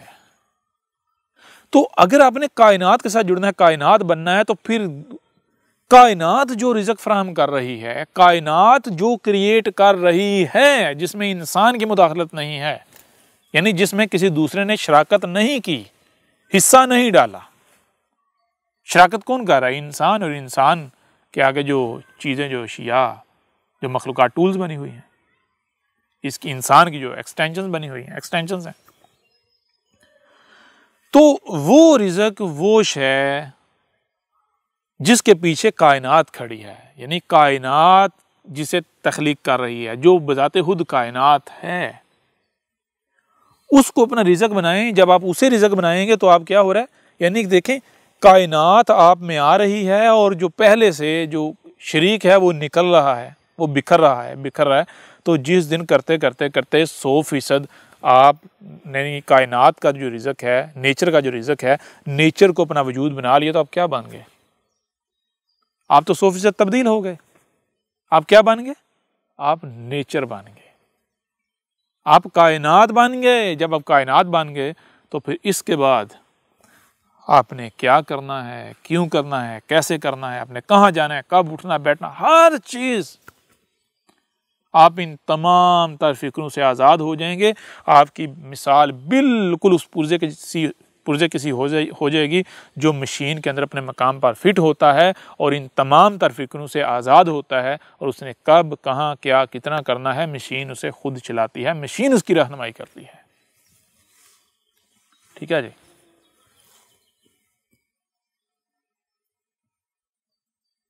یہ ہے تقویٰ۔ تقویٰ کیا ہے؟ اپنے اندر کائنات کو لے کر آنا، یعنی اس وقت آپ شریک ہیں، کائنات سے کٹے ہوئے ہیں، کائنات سے الگ ہیں۔ کسی دوسری مخلوق کا دکھ آپ کو اپنا دکھ فیل نہیں ہوتا۔ جس دن آپ کو دوسری مخلوقات کی تکلیف، اپنی تکلیف محسوس ہونا شروع ہو گئی، بالکل ایسے ہی جیسے آپ کا چھوٹا سا بچہ ہوتا ہے، اسے تکلیف ہوتی ہے تو آپ کو تکلیف ہوتی ہے نا، بالکل ایسے ہی جس دن آپ کو باقی مخلوقات کی تکلیف کا احساس ہونا شروع ہو گیا تو جان لیں آپ کائنات بن گئے، آپ نیچر بن گئے، آپ میں تقویٰ آ گیا۔ یہ ہے تقوی کی پہچان۔ جو والدین ہیں ان کے لیے سمجھنا بہت آسان ہے، جو چھوٹی عمر والے ہیں ان کے لیے بھی سمجھنا بہت آسان ہے۔ چھوٹی عمر والے ہیں ان کو دیکھیں، اگر ان کے سگی بہن، سگے بھائی کو اگر کوئی مارتا ہے، کوئی تکلیف دیتا ہے تو انہیں اچھا لگتا ہے یا برا؟ انہیں تکلیف ہوتی نا، ہوتی یا نہیں ہوتی؟ جس دن آپ کو یہی تکلیف باقی تمام مخلوقات کو لے کر ہونا شروع ہو گئی تو جان لیں آپ میں تقویٰ آ گیا ہے۔ یہ ہے تقوی کی پہچان۔ اور جو والدین ہیں، اگر آپ کے چھوٹے ننھے منھے جو بچہ آپ کا ڈیپینڈنٹ ہے، آپ کا محتاج ہے، اس کو اگر کوئی تکلیف دیتا ہے یا اگر وہ گرتا ہے، اس کو کوئی تکلیف ہوتی ہے تو آپ کو جس طرح جیسے اپنے بچے کی تکلیف کا احساس ہوتا ہے، تکلیف محسوس ہوتی ہے، جس دن آپ کو کائنات میں مخلوقات کی تکلیف کا اس طرح احساس ہونا شروع ہو گیا تو جان لیں آپ میں تقویٰ آ گیا۔ یہ ہے تقویٰ۔ ٹھیک ہے نا؟ اور یہی بات کہی گئی قرآن میں، کتب علیکم الصیام کما کتب علی الذین من قبلکم، کتب علیکم الصیام۔ اب یہاں یہ نہیں بتایا جا رہا کہ مجموعی طور پر تمہارے اوپر جو ہے وہ الصیام جو ہے وہ فرض کر دیے، نہیں۔ کتبہ یعنی آپ کیا کرنا ہے، آپ کو سننے کے لیے کان دیے گئے، دیکھنے کے لیے آنکھیں دی گئی، جو سنائی اور دکھائی سمجھنے کی صلاحیت دی گئی، تو آپ ان ٹولز کا استعمال کرتے اپنی آپ میں غور کریں، تحقیق کریں، غور کریں کہ کیا آپ کے اوپر الصیام کتب ہیں، یعنی کیا آپ کے اوپر یہ پروسیس کتب ہے، آپ کے اوپر یہ پروسیس فرض ہے کہ آپ اس پروسیس کو کر کے سیام حاصل کرنے کا پروسیس آپ کے اوپر فرض ہے۔ یعنی دیکھیں کیا آپ میں تقویٰ ہے۔ آپ مخلوقات کائنات کی تکلیف کو اپنی تکلیف سمجھ رہے ہو، آپ کائنات کے ساتھ بالکل ایسے جڑے ہوئے جیسے آپ کے وجود میں یا آپ کے اعضاء جڑے ہوئے ہیں۔ آپ کو جو ٹائم دیا گیا، جو صلاحیتیں دی گئی، آپ اس ٹائم کا، اس وقت کا، ان صلاحیتوں کا استعمال اس کائنات کے لیے کر رہے ہو، بالکل ایسے جیسے آپ کے ہاتھ، آپ کے وجود میں جو اعضاء ہیں یہ کس کے لیے ہیں، یہ جتنا بھی ان کے پاس وقت ہے کس کے لیے ہے، یہ اگر استعمال ہوتے ہیں کس کے استعمال ہوتے ہیں؟ آپ کے اپنے لیے استعمال ہوتے ہیں نا، کسی دوسرے کے لیے نہیں ہوتے۔ جو آپ کا دشمن ہوتا ہے، جو شریک ہوتا ہے، اپنے لیے استعمال ہوتے ہیں نا، یہ ان کے لیے استعمال ہوتے ہیں جن کو آپ اپنا سمجھتے ہیں۔ تو آپ دیکھو کیا آپ کائنات کے ساتھ جڑے ہوئے ہو؟ آپ کے پاس جو وقت ہے، جو آپ کو وقت دیا گیا، جو آپ کو صلاحیتیں دی گئی، آپ جو بھی اعمال کر رہے ہو، کیا کائنات کے لیے کر رہے ہو؟ کائنات کو سامنے رکھ کے کر رہے ہو؟ کائنات کی تکلیف، کائنات میں جتنی مخلوقات ہیں، مخلوقات کی تکلیف کو اپنی تکلیف سمجھتے ہو؟ اگر آپ سمجھتے ہو تو آپ میں تقویٰ موجود ہے، آپ کو اوپر کوئی صیام کتب نہیں، کوئی کرنے کی ضرورت نہیں ہے۔ لیکن اگر آپ میں یہ چیز نہیں پائی جاتی تو پھر جان لو آپ کے اوپر صیام کتب ہیں۔ صیام کیا؟ صیام وہ پروسیس ہے جس پروسیس سے آپ کے اندر تقویٰ آئے گا۔ اب کیسے آئے گا تقویٰ؟ یہ پروسیس کیا ہے؟ غور کیجئے گا ذرا۔ ہم نے یہ جان لیا کہ ہم نے یہ تقویٰ کیا ہے۔ تقویٰ یہ ہے کہ اپنے آپ کو نیچر بنانا ہے، کائنات بنانا ہے، کائنات کے ساتھ جڑنا ہے۔ کیسے جڑنا؟ کائنات بنانا ہے اپنے آپ کو۔ تو کیسے بنیں گے؟ سب سے پہلے یہ دیکھنا ہے کہ بھائی وہ رزق کون سا ہے، وہ مواد، وہ میٹیریل کون سا ہے جو کائنات فراہم کر رہی ہے، کائنات، خالص کائنات کا وجود میں لایا ہوا رزق۔ تو آج کے بعد، اس لمحے کے بعد میں نے کیا کرنا ہے، میں نے یہاں بریک لگانی ہے، جو کچھ بھی کر رہا ہوں سارا میں بریک لگانی ہے، اور میں نے وہی کھانا ہے، وہی پینا ہے، وہی بولنا، وہی سوچنا، وہی دیکھنا، وہی سننا ہے جو کائنات کی طرف سے آ رہا ہے۔ ٹھیک ہے جی، میں نے اپنے اندر سے یہ جو شریک ہے اس کو نکالنا ہے، میں نے اپنا وجود جو میں نے خبائث کھا کے بنایا ہے، میں نے اس کو مٹانا ہے، ختم کرنا ہے۔ تو یہ کیسے ہوگا؟ یہ اس طرح ہوگا کہ میں نے ایک کائنات جو ہے وہ بالحق ہے، رب جو ہے جو بھی کرتا ہے وہ رب خود حق ہے۔ حق کسے کہتے ہیں؟ حق کہتے ہیں پورا بیلنس، متوازن، نہ ہی رائے برابر کم نہ رائے برابر زیادہ، متوازن۔ کوئی بھی کام کرنا ہے تو بغیر مقصد کے نہیں کرنا، اگر کھانا ہے تو با مقصد کھانا ہے، اتنا کھانا ہے جتنی ضرورت ہے، یعنی فضول نہیں، ٹھیک ہے نا، متوازن، ہر لحاظ سے متوازن۔ تو کیا کرنا ہے؟ کرنا یہ ہے کہ آج کے بعد، اس لمحے کے بعد، میں وہی کھاؤں گا، وہی پیوں گا، وہی دیکھوں گا، وہی سنوں گا، اسی طرف جاؤں گا جو کائنات ہے، جو کائنات سے بلانگ کرتا ہے، جو کائنات سے آ رہا ہے، جس کے پیچھے کائنات ہے، ٹھیک ہے جی، جو کائنات کا حصہ ہے، وہی رزق، وہی سب، اور کتنا، جتنی میری ضرورت ہے، یہ پروسیس سٹارٹ کر دینا ہے۔ یعنی نہیں کھانا، نہیں کھانا، نہیں کھانا، نہیں کھانا۔ کب کھانا ہے؟ جب بغیر کھائے گزارا نہیں ہے۔ کتنا کھانا ہے؟ جتنی ضرورت ہے، اور وہ کھانا ہے جو کائنات فراہم کر رہی ہے، یعنی نیچر، قدرت فراہم کر رہی ہے، قدرتی۔ پینے کے لیے نہیں پینا، نہیں پینا، پیاسا رہنا، پیاسا رہنا، پیاسا پیاسا پیاسا۔ کب تک نہیں پینا؟ جب تک کہ آپ پیے بغیر چارہ نہیں ہے، گزارا نہیں ہے۔ پینا ہے، کتنا پینا ہے؟ جتنی ضرورت ہے، ضرورت سے زائد نہیں پینا۔ تو جب ایک مہینہ، یعنی تقریباً 27 دن، 21 سے لے کر 27 دن، یعنی یہ جو باڈی ہے اس کا معاملہ یہ ہے، آپ کا جو جسم ہے، یہ جو باڈی ہے اس کا معاملہ یہ ہے کہ یہ 21 سے لے کر 27 دن میں یہ تبدیل ہو جاتی ہے۔ جو آپ کھا رہے ہوتے ہیں اس سے بن جاتی ہے، یعنی یہ 21 سے 27 دن کے درمیان جو ہے یہ تبدیل ہو جاتی ہے۔ اب اگر آپ 21 سے 27 دن مسلسل تسلسل کے ساتھ اس پروسیس سے گزرتے ہیں، صرف اور صرف تب کھانا ہے جب کھانے کی ضرورت ہے، جب بغیر کھائے گزارا نہیں ہے، اور اتنا کھانا ہے جتنی ضرورت ہے، اور وہ کھانا ہے جو قدرت، نیچر، رب یعنی کائنات فراہم کر رہی ہے، ٹھیک ہے۔ جب آپ 21 سے 27 دن، تقریباً ایک مہینہ اس پروسیس سے گزریں گے، تو ایک مہینے بعد آپ میں کیا آ جائے گا؟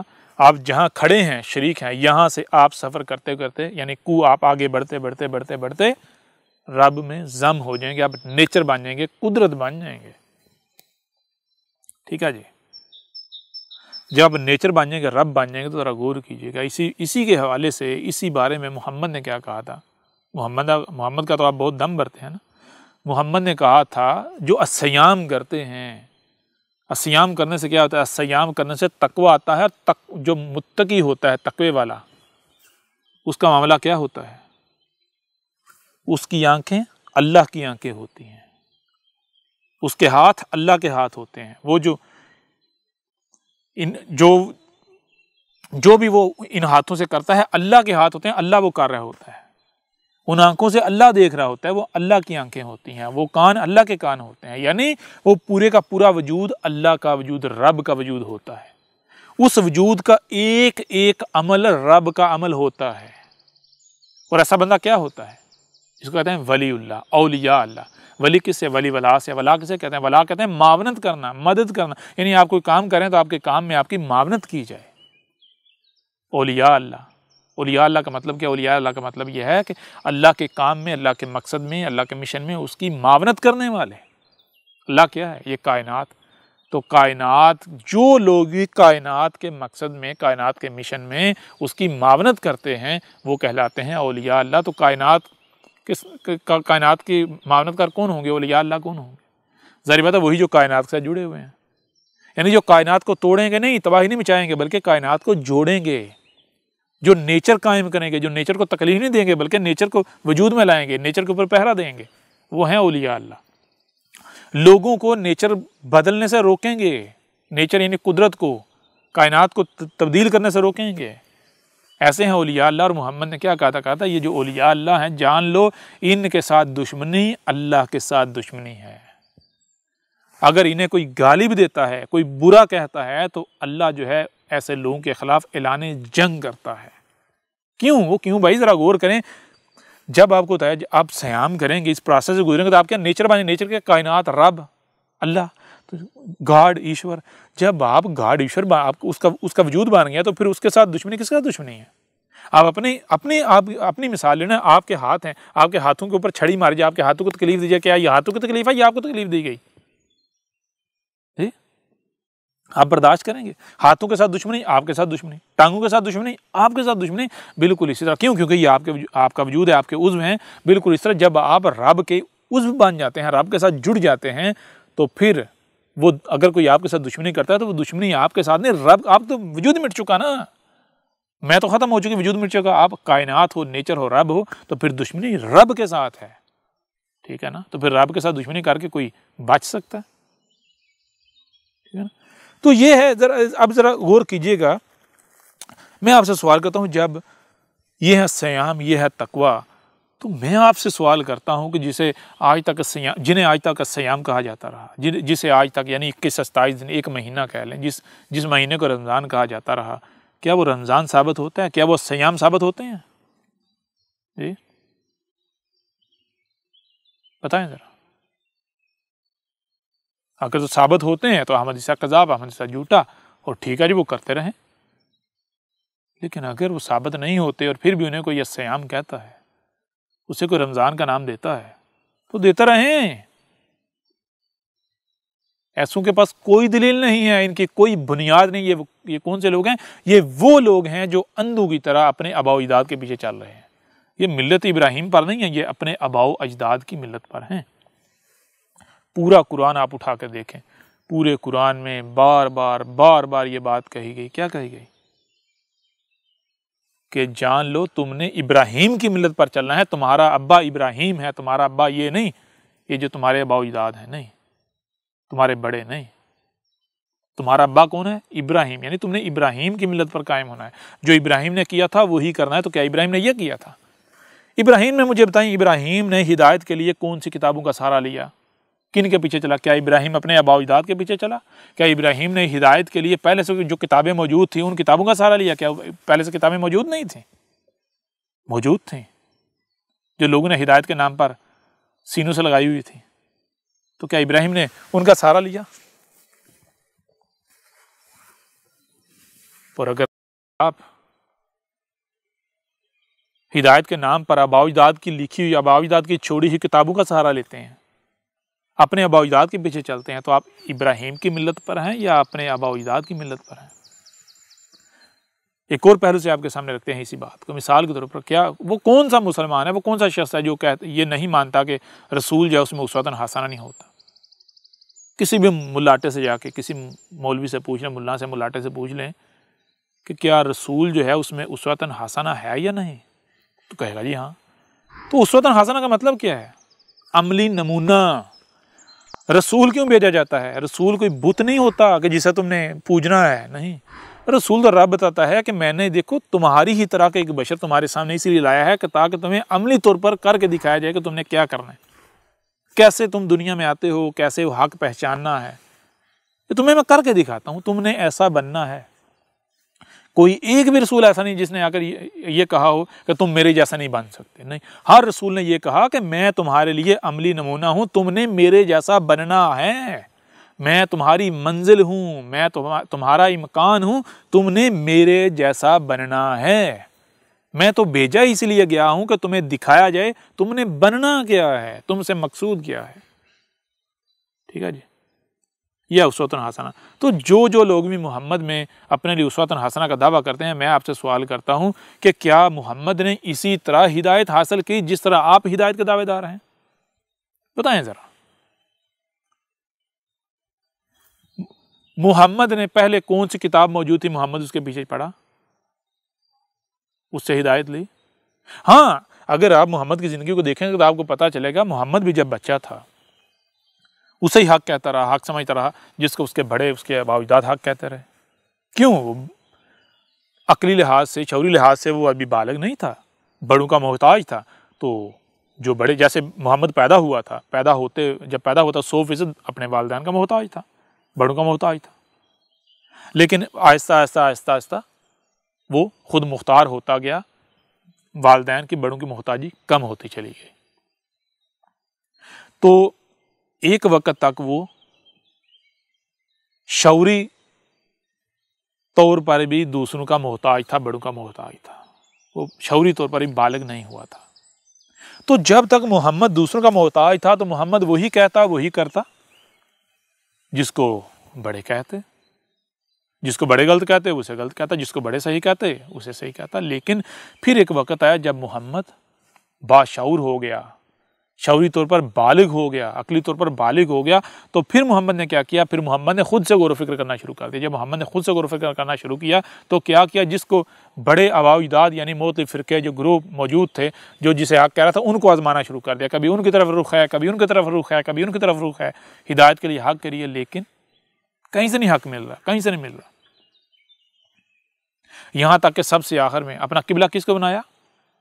دیکھا کہ یہ جو یہودی ہیں، عیسائی ہیں، یہ لگتا ہے یہ حق کے بڑے قریب ہیں، یہ تو ان کو اپنا قبلہ بنا لیا، یعنی ان کی طرف ہدایت کے لیے ان کی طرف رخ کر لیا، ان کی کتابیں پڑھنا شروع کر دی، ان کا لٹریچر چھاننا شروع کر دیا، ان سے جو ہے وہ رہنمائی لینا شروع کر دی۔ لیکن پھر ایک وقت آیا، رب نے کہا نہیں، دیکھ لیا، جان لیا، نہیں نہ کہیں سے ہدایت ملی۔ تو جب یہ وقت آیا تو محمد پھر گڑ گڑانا شروع ہو گیا، میرا رب مجھے کہیں سے حق نہیں ملا، یہ سب کے سب گمراہ ہیں، یہ تیرا دین ہے، تو میرا خالق ہے، مجھے بتا حق کیا ہے، میں اپنے آپ کو تیرے آگے جھکا دیتا ہوں۔ میں اب کوئی بھی بات کہیں سے آتی ہے تو میں آگے سے رزسٹ نہیں کروں گا۔ تو یوں پھر رب نے کہا تھا کہ تو اپنا قبلہ تبدیل کر، تو اپنا رخ، تو دیکھ ہدایت کے لیے، ہدایت کی حصول کے لیے تو نے اپنا رخ کدھر کیا ہوا ہے؟ ان کی طرف، ان لوگوں کی طرف، یہ تو مشرکین ہیں۔ تو اپنا رخ میری طرف کر، میں کیا ہوں؟ نیچر، یہ رب، یہ کائنات۔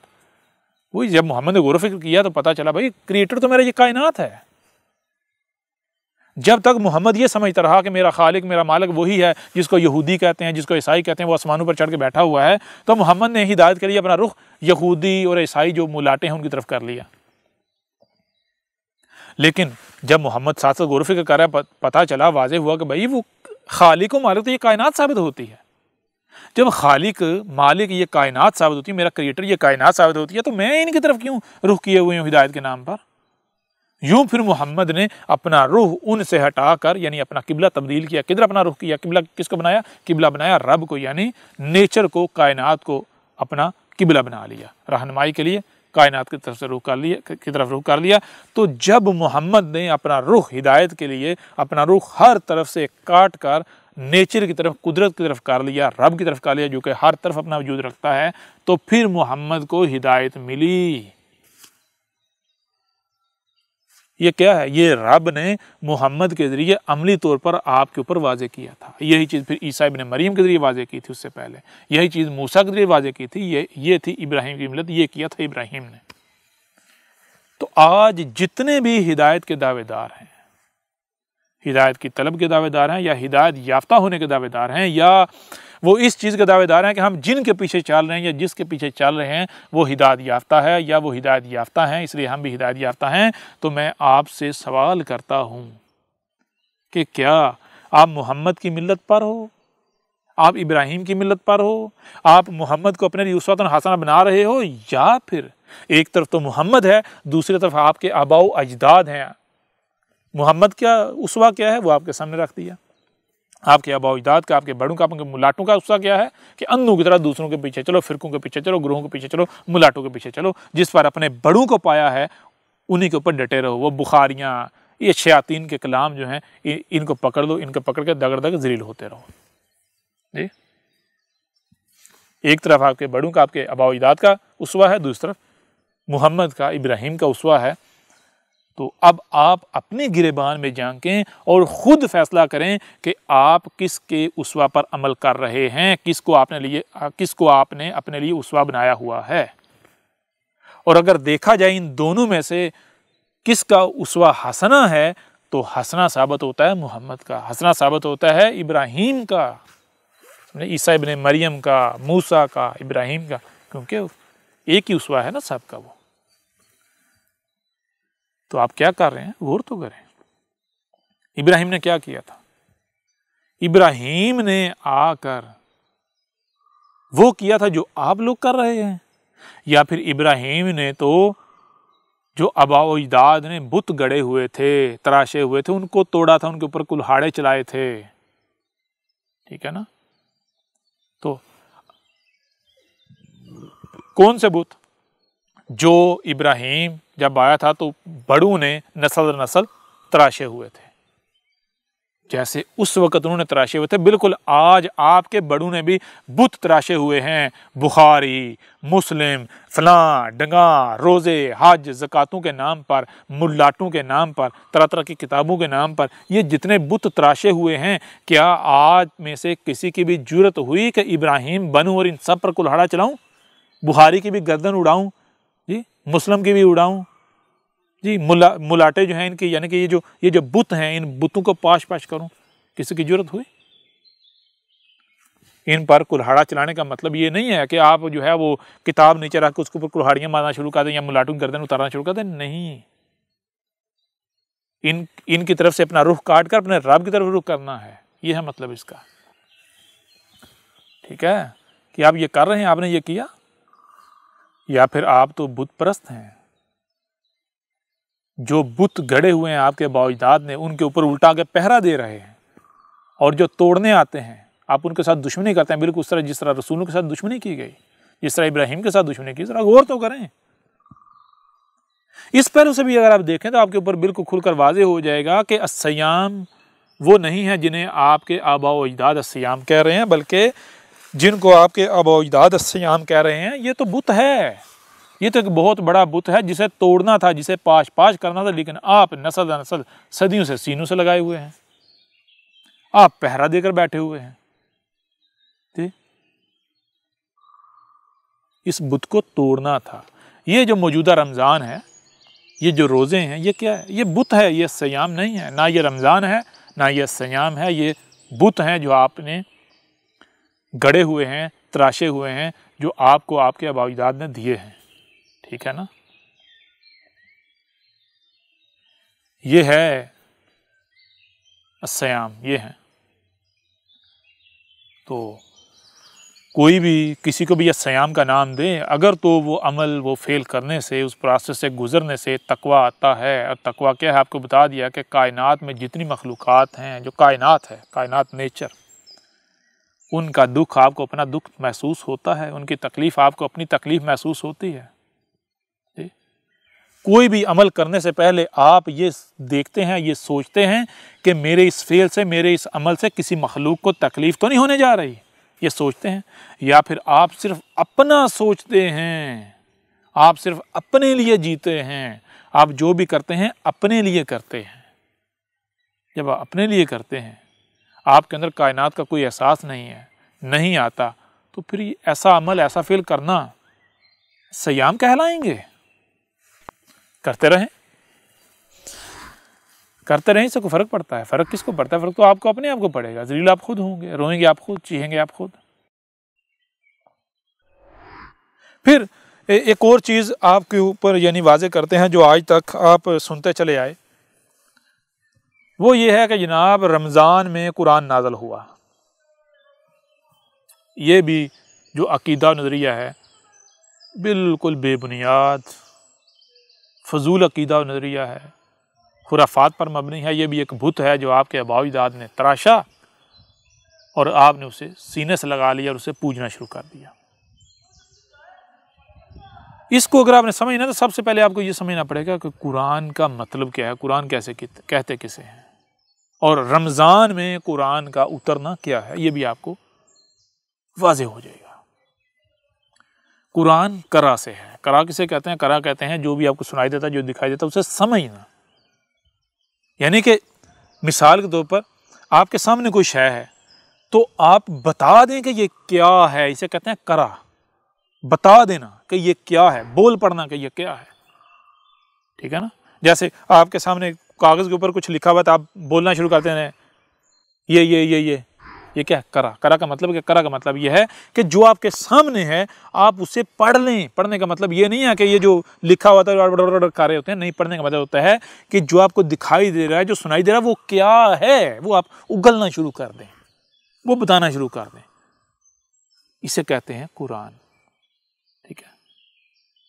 تو رمضان میں قرآن اترتا ہے۔ رمضان کیا؟ یہ رمضان کہتے ہیں 21 سے 27 دن کا یہ سیام کا پروسیس، یہ سال میں کوئی ایک خاص مہینہ نہیں ہوتا۔ یہ جب بھی آپ غور کریں، جب آپ کے اوپر، یعنی جب آپ غور کریں، آپ کے اوپر یہ واضح ہو جائے کہ مجھے تقویٰ درکار ہے، میں متقی نہیں ہوں، تو پھر آپ نے کیا کرنا ہے؟ 1 مہینہ سیام کرنے ہیں، رمضان، ٹھیک ہے جی؟ رمضان کا معنی کیا ہے؟ رمضان کا معنی ہے، شروع میں رے ہے، آگے میم اور زواد ہے، آگے الف اور آگے نون ہے۔ رے کہتے ہیں بہنے کو، بڑھنے کو، چلنے کو، بہنے کو، جاری ہونے کو، جیسے پانی بہ رہا ہوتا ہے، چشمہ چل رہا ہوتا ہے۔ آگے مزا، مزا کہتے ہیں ناگزیر ہو جانا، ناگزیر، کسی کام کا ناگزیر ہو جانا، یعنی ہو کر رہے گا۔ اور آگے الف ہے جس کا معنی ہے کل کا کل، اور آگے نون، نون کہتے ہیں ہم۔ رمضان کا معنی ہے کہ رب خود جو ہے، کائنات خود، رب خود، اللہ خود پورے کا پورا چل کر آ جاتا ہے، چل کر، ایسے جیسے پانی بہ کر آ رہا ہوتا ہے، اس طرح چل کر آ جاتا ہے۔ کس میں آ جاتا ہے؟ یہ 21 سے 27 دن کا پروسیس، 1 مہینے میں کیا کرنے ہیں؟ سیام کرنے سے۔ سیام کرنے سے رب خود پورے کا پورا آپ میں آ جاتا ہے، آپ رب بن جاتے ہو۔ اگر آپ سیام کریں گے تو 1 مہینے میں رب کا خود آنا چل کر آپ میں، آپ کا رب بن جانا، ناگزیر ہو جاتا ہے۔ یہ ہے قرآن کا نازل ہونا، قرآن کا اتر آنا۔ کیا ہے قرآن؟ قرآن بھی قرا، آپ کو بتائیے قرا کے معنی کیا ہے؟ آگے الف، اور الف کل کا کل، اور نون وہی ہم، یعنی کہ رب، یہ کائنات پوری کی پوری خود کی خود آپ کے اندر آ جاتی ہے، آپ کے اوپر اتر آتی ہے، ٹھیک ہے؟ آپ باطنی طور پر اسے قرا کر لیتے ہیں، آپ کے اندر آئیے، پوری کی پوری کائنات آپ کے اندر آ گئی۔ اب جیسے جیسے جب وقت کسی بھی شے کی ضرورت پیش آئے گی، کوئی معاملہ پیش آئے گا، تو فوری آپ کی رہنمائی ہو جائے گی، آپ کے اندر سے وہ چیز آئے گی، ٹھیک ہے نا؟ کسی سے پوچھنے کی آپ کی ضرورت نہیں پیش آئے گی۔ کب؟ جب آپ رب بن جائیں گے، پھر آپ رب ہوں گے نا، پھر آپ سے کیا پوشیدہ رہے گا، کیا چھپا رہے گا؟ یہ وہ بات ہے، یہ وجہ ہے جس وجہ سے محمد نے کہا تھا کہ مومن جو ہے اس کی فراست سے بچو۔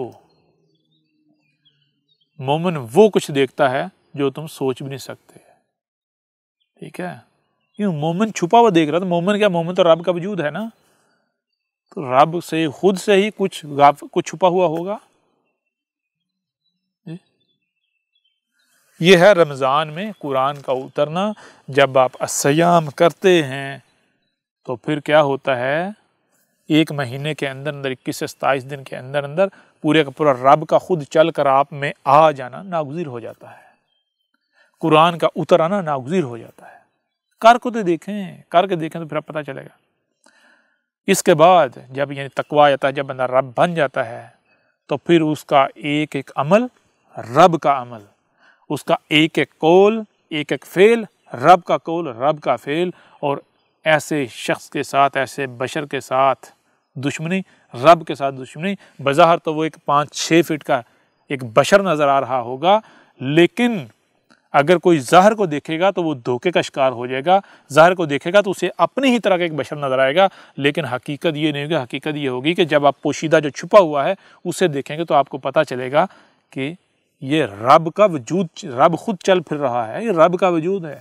اگر اس کے ساتھ دشمنی کی جائے گی تو وہ دشمنی رب کے ساتھ ہے، ٹھیک ہے نا؟ یہ ہے سیام، یہ ہے رمضان، یہ ہے قرآن، یہ ہے قرآن کا اترنا۔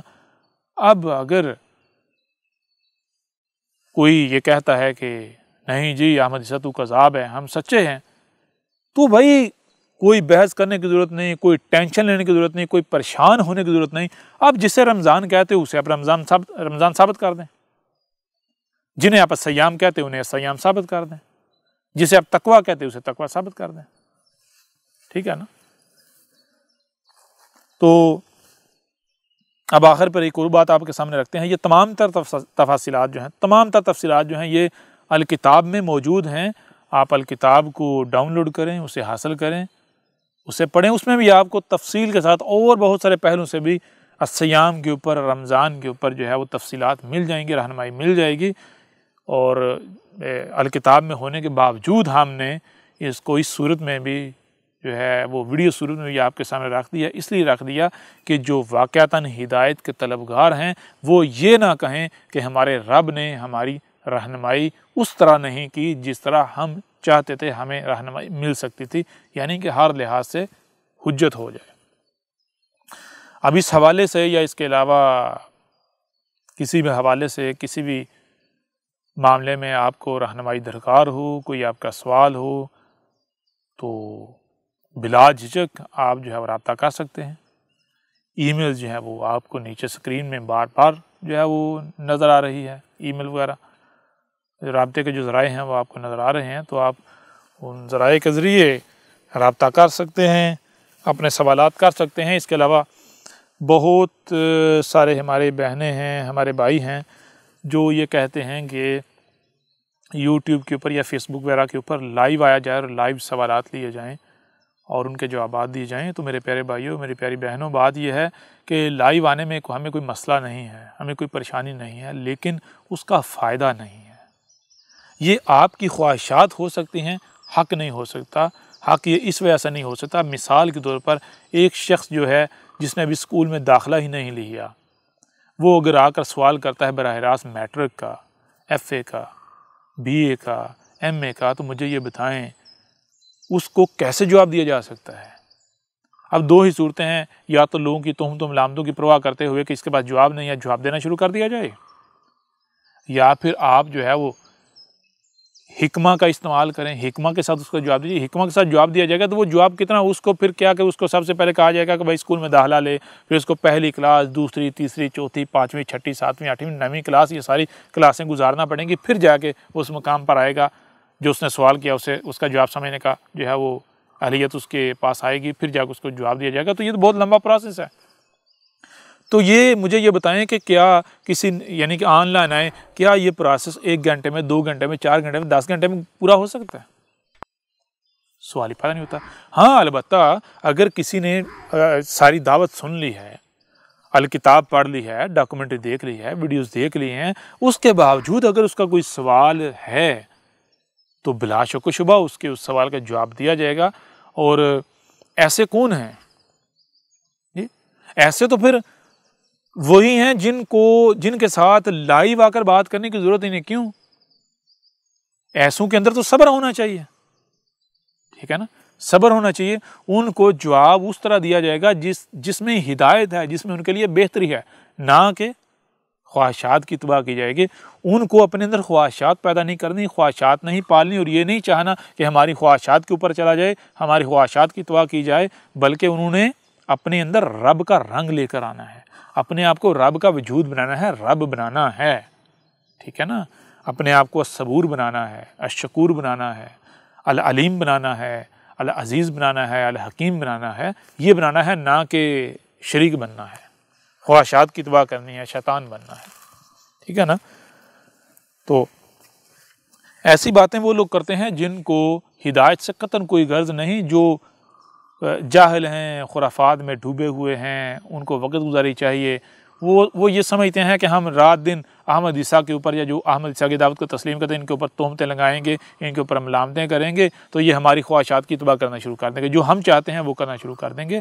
تو یہ بھول جائیں، ان کو کرنے دیں. دیکھیں نا، ہم نے بار بار جو گالیاں دیتا ہے اسے گالیاں دینے دیں، جو بکواسات کرتا ہے کرنے دیں، جو تہمتیں لگاتا ہے لگانے دیں، ملامتیں کرتا ہے ملامتیں کرنے دیں، الزامات لگاتا ہے لگانے دیں، جو کچھ بھی کرتا ہے کرنے دیں.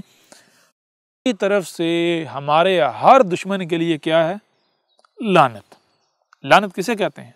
لعنت کہتے ہیں نظر انداز کرنا، اور اس سے پہلے بھی یہ بات میں واضح کر چکا کہ اگر کوئی شخص کوئی بھی وہ یہ سمجھتا ہے کہ وہ احمد عیسیٰ کو فالو کر رہا ہے، احمد عیسیٰ کا فالوور ہے، اور اس کے باوجود وہ لوگوں کے ساتھ جا کے بحث و مباحثے کرتا ہے، فضولیات میں اپنا وقت ضائع کرتا ہے، صرف اس وجہ سے کہ وہ گالی دے رہے ہیں تو میں ان کو جواب دوں، وہ بحث کر رہے ہیں، وہ سوال کر رہے ہیں میں جواب دوں یا بحث کروں، تو ایسے شخص کا احمد عیسیٰ کے ساتھ کسی قسم کا کوئی تعلق نہیں ہے، وہ ایک مشرک ہے جو اپنی خواہشات کی اتباع کر رہا ہے، ٹھیک ہے نا؟ اگر تو ایسے لوگوں کی طرف رخ کرنے سے، ایسے لوگوں کی طرف توجہ کرنے سے، ٹھیک ہے نا، کوئی فائدہ حاصل ہوتا ہے، یہ حق ہے، کوئی مقصد ہے، کوئی مقصد پورا ہوتا ہے، تو پھر تو ٹھیک ہے، مجھے بھی بتائیں تو میں اپنی غلطی تسلیم کر لوں، ٹھیک ہے نا؟ لیکن یہ جب فضول ہے، آپ بھی جانتے ہیں فضول ہے، جہالت ہے، تو پھر کیا رب بغیر حق، بے مقصد، بغیر کسی مقصد کوئی کام کرتا ہے؟ تو ایسا اگر آپ کریں گے آپ رب کا وجود ثابت ہو سکتے ہیں، آپ کا عمل رب کا عمل ثابت ہوگا، آپ تو رب کے شریک ثابت ہو جائیں گے۔ لہٰذا کسی کو بھی اجازت نہیں ہے، کسی کو بھی اجازت، ہاں ایک چیز ہے، کوئی بھی شخص جو یہ کہتا ہے کہ میں احمد عیسیٰ کی دعوت کو تسلیم کرتا ہوں، احمد عیسیٰ کو رب کا بھیجا ہوا دل و جان سے تسلیم کرتا ہوں، تو اس کو قطعاً یہ اجازت نہیں ہے کہ وہ اپنی طرف سے کچھ بھی لکھے، کوئی آرٹیکل، کوئی مضامین، کوئی آیات کی تفسیریں، وضاحتیں، کچھ بھی اپنی طرف سے وہ لکھ کر تو وہ یعنی کہ میں لوگوں کی رہنمائی کر رہا ہوں یا دعوت پھیلا رہا ہوں، بیچ میں احمد عیسیٰ کے بے شک وہ ویڈیو شیئر کرے، آرٹیکل جو کچھ بھی کرے، بیچ میں تڑکا لگائے، وہ یہ قطعاً اس چیز کی اجازت نہیں ہے، اور ایسا کرنے والے کا احمد عیسیٰ کے ساتھ کوئی تعلق نہیں ہے، بالکل کوئی تعلق نہیں ہے۔ احمد عیسیٰ کے نزدیک، احمد عیسیٰ کی نظروں میں وہ ایک مشرک ہے، مشرک، ٹھیک ہے نا؟ ہاں البتہ یہ ہے کہ جو بھی احمد عیسیٰ کو تسلیم کرتا ہے، احمد عیسیٰ کی دعوت کو تسلیم کرتا ہے، صرف اس چیز کی اجازت ہے کہ آپ احمد عیسیٰ کی جو دعوت ہے، ڈاکومنٹری ہے، الکتاب ہے، ویڈیوز ہیں، ان کو آپ آگے پھیلا سکتے ہیں، ان کو آپ آگے پہنچا سکتے ہیں، لیکن اپنی طرف سے اگر آپ کچھ لکھتے ہیں، کچھ کرتے ہیں احمد عیسیٰ کے نام پر کہ ہم احمد عیسیٰ کے فالور ہیں، لوگوں کے کمنٹس میں جاتے ہیں، جا کے بحث و مباحثے کرتے ہیں، فضولیات کرتے ہیں، تو اس کی قطعاً کوئی اجازت نہیں ہے۔ ایسے شخص کا احمد عیسیٰ کے ساتھ قطعاً کوئی تعلق نہیں ہوگا اگر کوئی ایسا کرتا ہے تو۔ یہ پہلے بھی بتایا تھا اور آج پھر بتایا جا رہا ہے، ٹھیک ہے نا؟ آج پھر اس لیے بتایا جا رہا ہے کہ اگر کسی کے دل میں یہ خوش فہمی موجود ہے کہ وہ ادھر سے اپنی خرافات بھی جاڑتا رہتا ہے، ساتھ میں احمد عیسیٰ کی دعوت کے بھی تڑکے لگا لیتا ہے، تو وہ بہت بڑا مومن ہے، وہ احمد عیسیٰ کا بڑا وہ حمایتی ہے، احمد عیسیٰ کی فیور کر رہا ہے، احمد عیسیٰ کی دعوت پھیلا رہا ہے، تو جان لے احمد عیسیٰ فقیر نہیں ہے، محتاج نہیں ہے کہ جو اس کے سامنے یا لوگوں کے سامنے ہاتھ پھیلاتا پھرے کہ یہ کرو یہ کرو، نہیں۔ جو احمد عیسیٰ کو تسلیم کرتا ہے، یعنی جو رب کا وجود ہے، جس نے اپنی معمار دی، جو رب کا وجود ہے، رب کا وجود، تو وہ کیا ہے؟ رب خود، تو رب خود پھر اپنا کام کرے گا، ٹھیک ہے نا؟ جو شریک ہے وہ قطعاً کچھ بھی ہمارے لیے نہ کرے، کیوں؟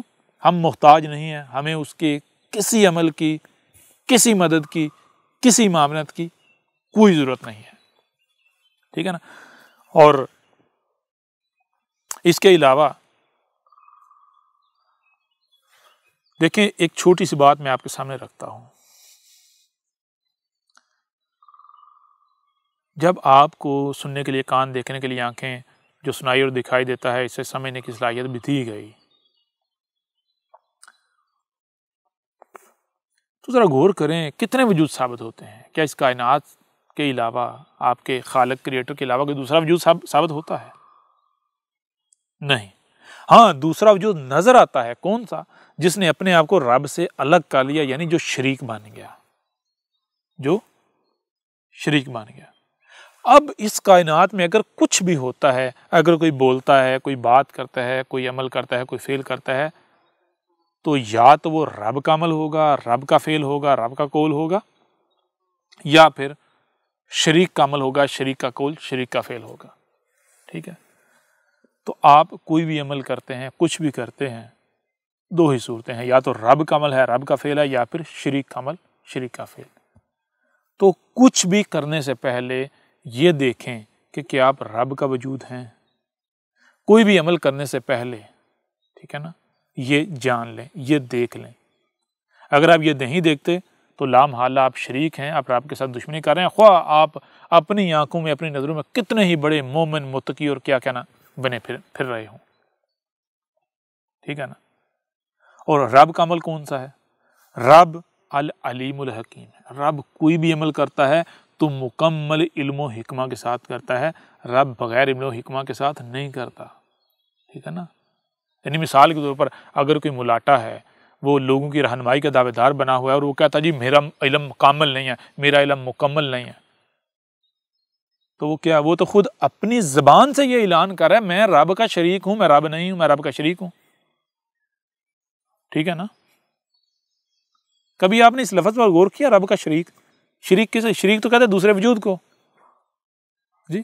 تو جو بندہ بھی کہتا ہے میں رب نہیں ہوں، میں رب کا لایا ہوا نہیں ہوں، میں رب کا بھیجا ہوا نہیں ہوں، میں رب کا وجود نہیں ہوں، تو وہ تو اپنی زبان سے یہ اعلان کر رہا ہے میں شریک ہوں، میں شریک ہوں، میں شریک ہوں، میں شریک ہوں۔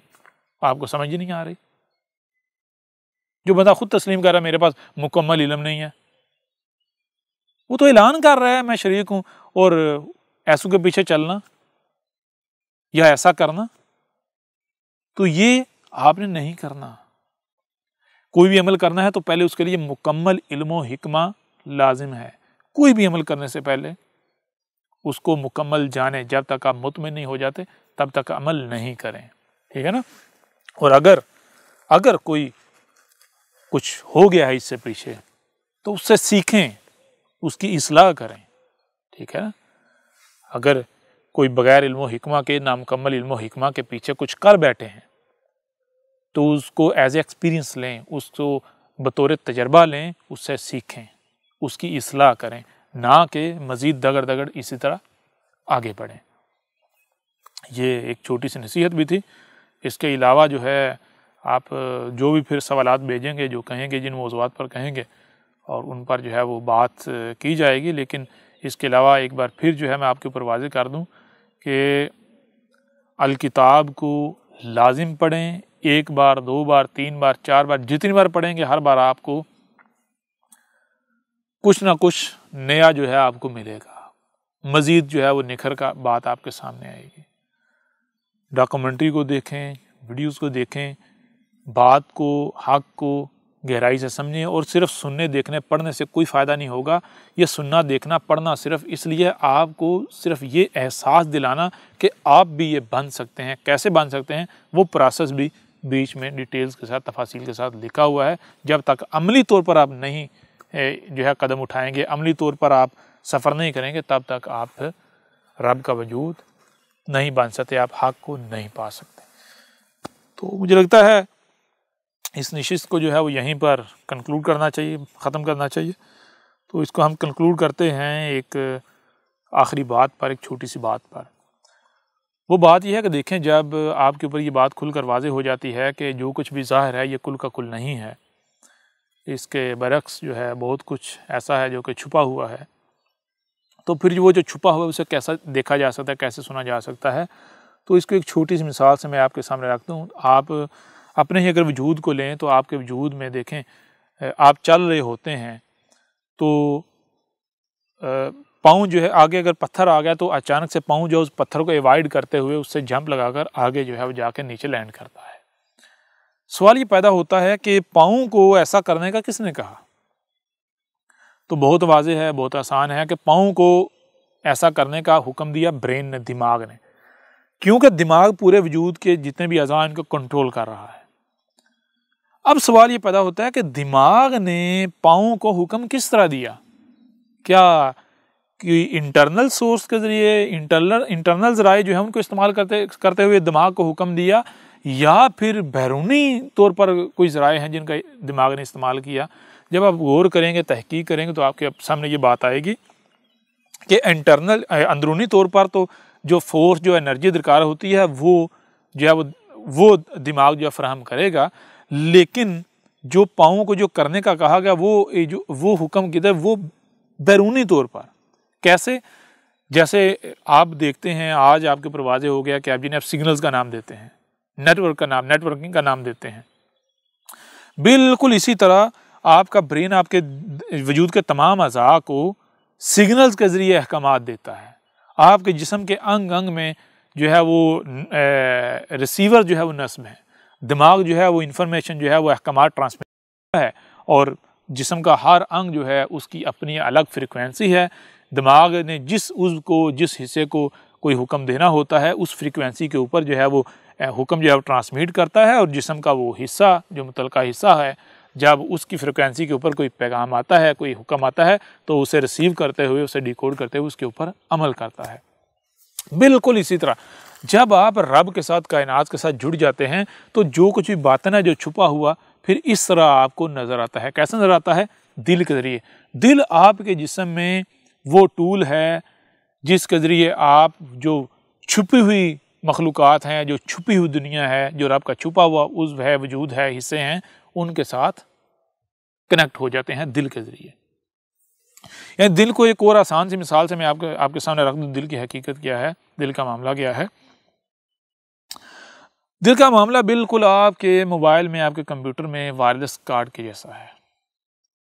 جیسے آپ کا کمپیوٹر ہے تو اس کے ساتھ کیمرہ لگا ہوا ہے، مائک لگا ہوا ہے، تو کیمرے سے کمپیوٹر وہی کچھ دیکھ سکتا ہے جو کیمرے کی رینج میں ہے، جہاں تک کیمرہ جا سکتا ہے۔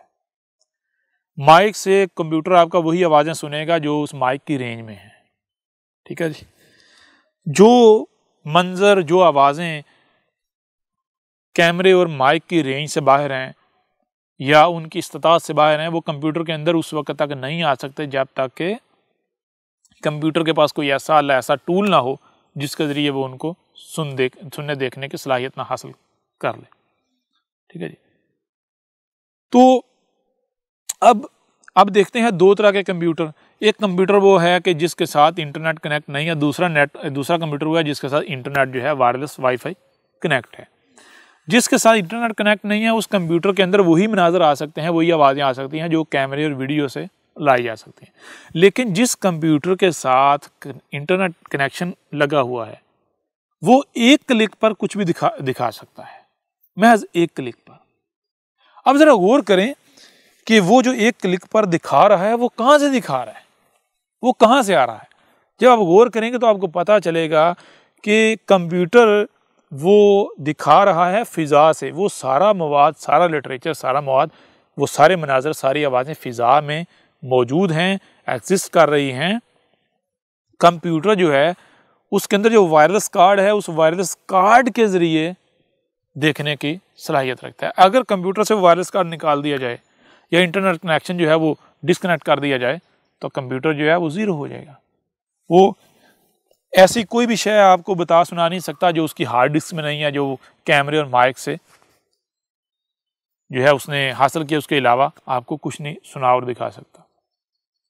جیسے کمپیوٹر میں وائرلیس کارڈ ہے، انٹرنیٹ کنیکشن جو ہے اس کے ساتھ کنیکٹ ہوتا ہے، بالکل اسی طرح آپ کے وجود میں ایک وائرلیس کارڈ ہے، وہ کیا ہے؟ وہ ہے دل۔ آپ کا دل وائرلیس کارڈ ہے جو کہ کائنات میں جو نیٹ ورکنگ ہے، جو پوری کائنات کو آپس میں جوڑے ہوئے ہے، ٹھیک ہے نا۔ جیسے آپ بتایا آپ کا دماغ اعضاء کو احکامات دیتا ہے، تو جس نیٹ ورکنگ کے ذریعے احکامات دیتا ہے، بالکل ایسی ہی نیٹ ورکنگ اس کائنات میں جنہیں ملائکہ کہتے ہیں، ٹھیک ہے نا۔ تو اگر آپ کا دل زندہ ہو جاتا ہے، یعنی پیور ہو جاتا ہے، خالص بن جاتا ہے، کیسے؟ وہی جب نیچر کے ساتھ جڑیں گے، سیام کریں گے، اسیام کریں گے، جب نیچر بن گے تو آپ کا دل پھر وہ جو وائرلیس کارڈ ہے وہ ایکٹیو ہو جائے گا، وہ جو کائنات میں جو نیٹ ورکنگ اس کے ساتھ کنیکٹ ہو جائے گا۔ وہ نیٹ ورکنگ کون سی ہے؟ رب کے ساتھ آپ کنیکٹ ہو جائیں گے۔ پھر آپ کے اندر کوئی ایسی سوچ، کوئی ایسی فکر نہیں آئے گی جو کہ نیگیٹو ہو۔ آپ کے اندر سے خوف ختم ہو جائیں گے، آپ کے اندر سے غم ختم ہو جائیں گے، آپ کے اندر جو ہے وہ 100% پازیٹیوٹی آ جائے گی، نیگیٹیوٹی ختم ہو جائے گی، ٹھیک ہے نا۔ آپ کے اندر رب کا رنگ آ جائے گا۔ آپ پھر اس نیٹ ورکنگ کے ذریعے دیکھیں گے، وہ خبریں آپ کے پاس آئیں گی جو خبریں ان کانوں سے، ان آنکھوں سے نہیں سنی جا سکتی، ٹھیک ہے نا۔ جو انسان نے ذرائع تخلیق کیے ہیں ان ذرائع سے حاصل نہیں کی جا سکتی، وہ اور وہاں کی خبریں پھر آپ حاصل کرنے کی صلاحیت آپ کو حاصل ہو جائے گی۔ لہٰذا جب آپ سیام کرتے ہیں تو سیام سے آپ کا دل حیا ہو جاتا ہے، آپ پھر جو باطن ہے، جو چھپا ہوا ہے، اسے دیکھنے کی بھی صلاحیت حاصل کر لیتے ہیں، اور وہ دیکھنا ان کانوں سے سننے جیسا سننا اور ان آنکھوں سے دیکھنے جیسا دیکھنا نہیں ہے، بلکہ وہ سننا دیکھنا کیسے جیسے بالکل ایسے جیسے وہ سگنلز کے ذریعے نیٹ جو یعنی کہ سگنل کے ذریعے آپ کے موبائل میں، یعنی جیسے اب انٹرنیٹ کی مثال لے لیں، آپ کے اگر آپ جو ہے وہ نیٹ کنیکٹ کر کے جو ہے وہ مجھے دیکھ رہے ہیں تو میں کہاں سے آ رہا ہوں؟ کیا آپ کے کمپیوٹر کی ہارڈ ڈسک میں موجود ہوں؟ نہیں، بلکہ وائی فائی کے ذریعے جو ہے وہ میں اتر رہا ہوں آپ کے کمپیوٹر پر۔ تو بالکل ایسے ہی پھر آپ کے اوپر وہ خبریں، وہ علم جو ہے وہ اترے گا، جسے وحی کہتے ہیں۔ بہرحال اس نشست کو یہیں پر ختم کرتے ہیں اور اب ملتے ہیں اگلی نشست میں۔ احمد عیسیٰ کون ہے؟ کیا آپ احمد عیسیٰ کو جانتے ہیں؟ احمد عیسیٰ وہ ہے جس نے ان باتوں پر سے پردہ اٹھایا ہے جس پر آج ہر کوئی اختلاف کر رہا ہے۔ حق اور باطل کی پہچان اب انتہائی آسان۔ آج ہی الکتاب کو ڈاؤن لوڈ کریں۔ مزید ویڈیوز کے لیے احمد عیسیٰ کے یوٹیوب چینل کو وزٹ کریں اور چینل کو سبسکرائب کرنا مت بھولیے گا۔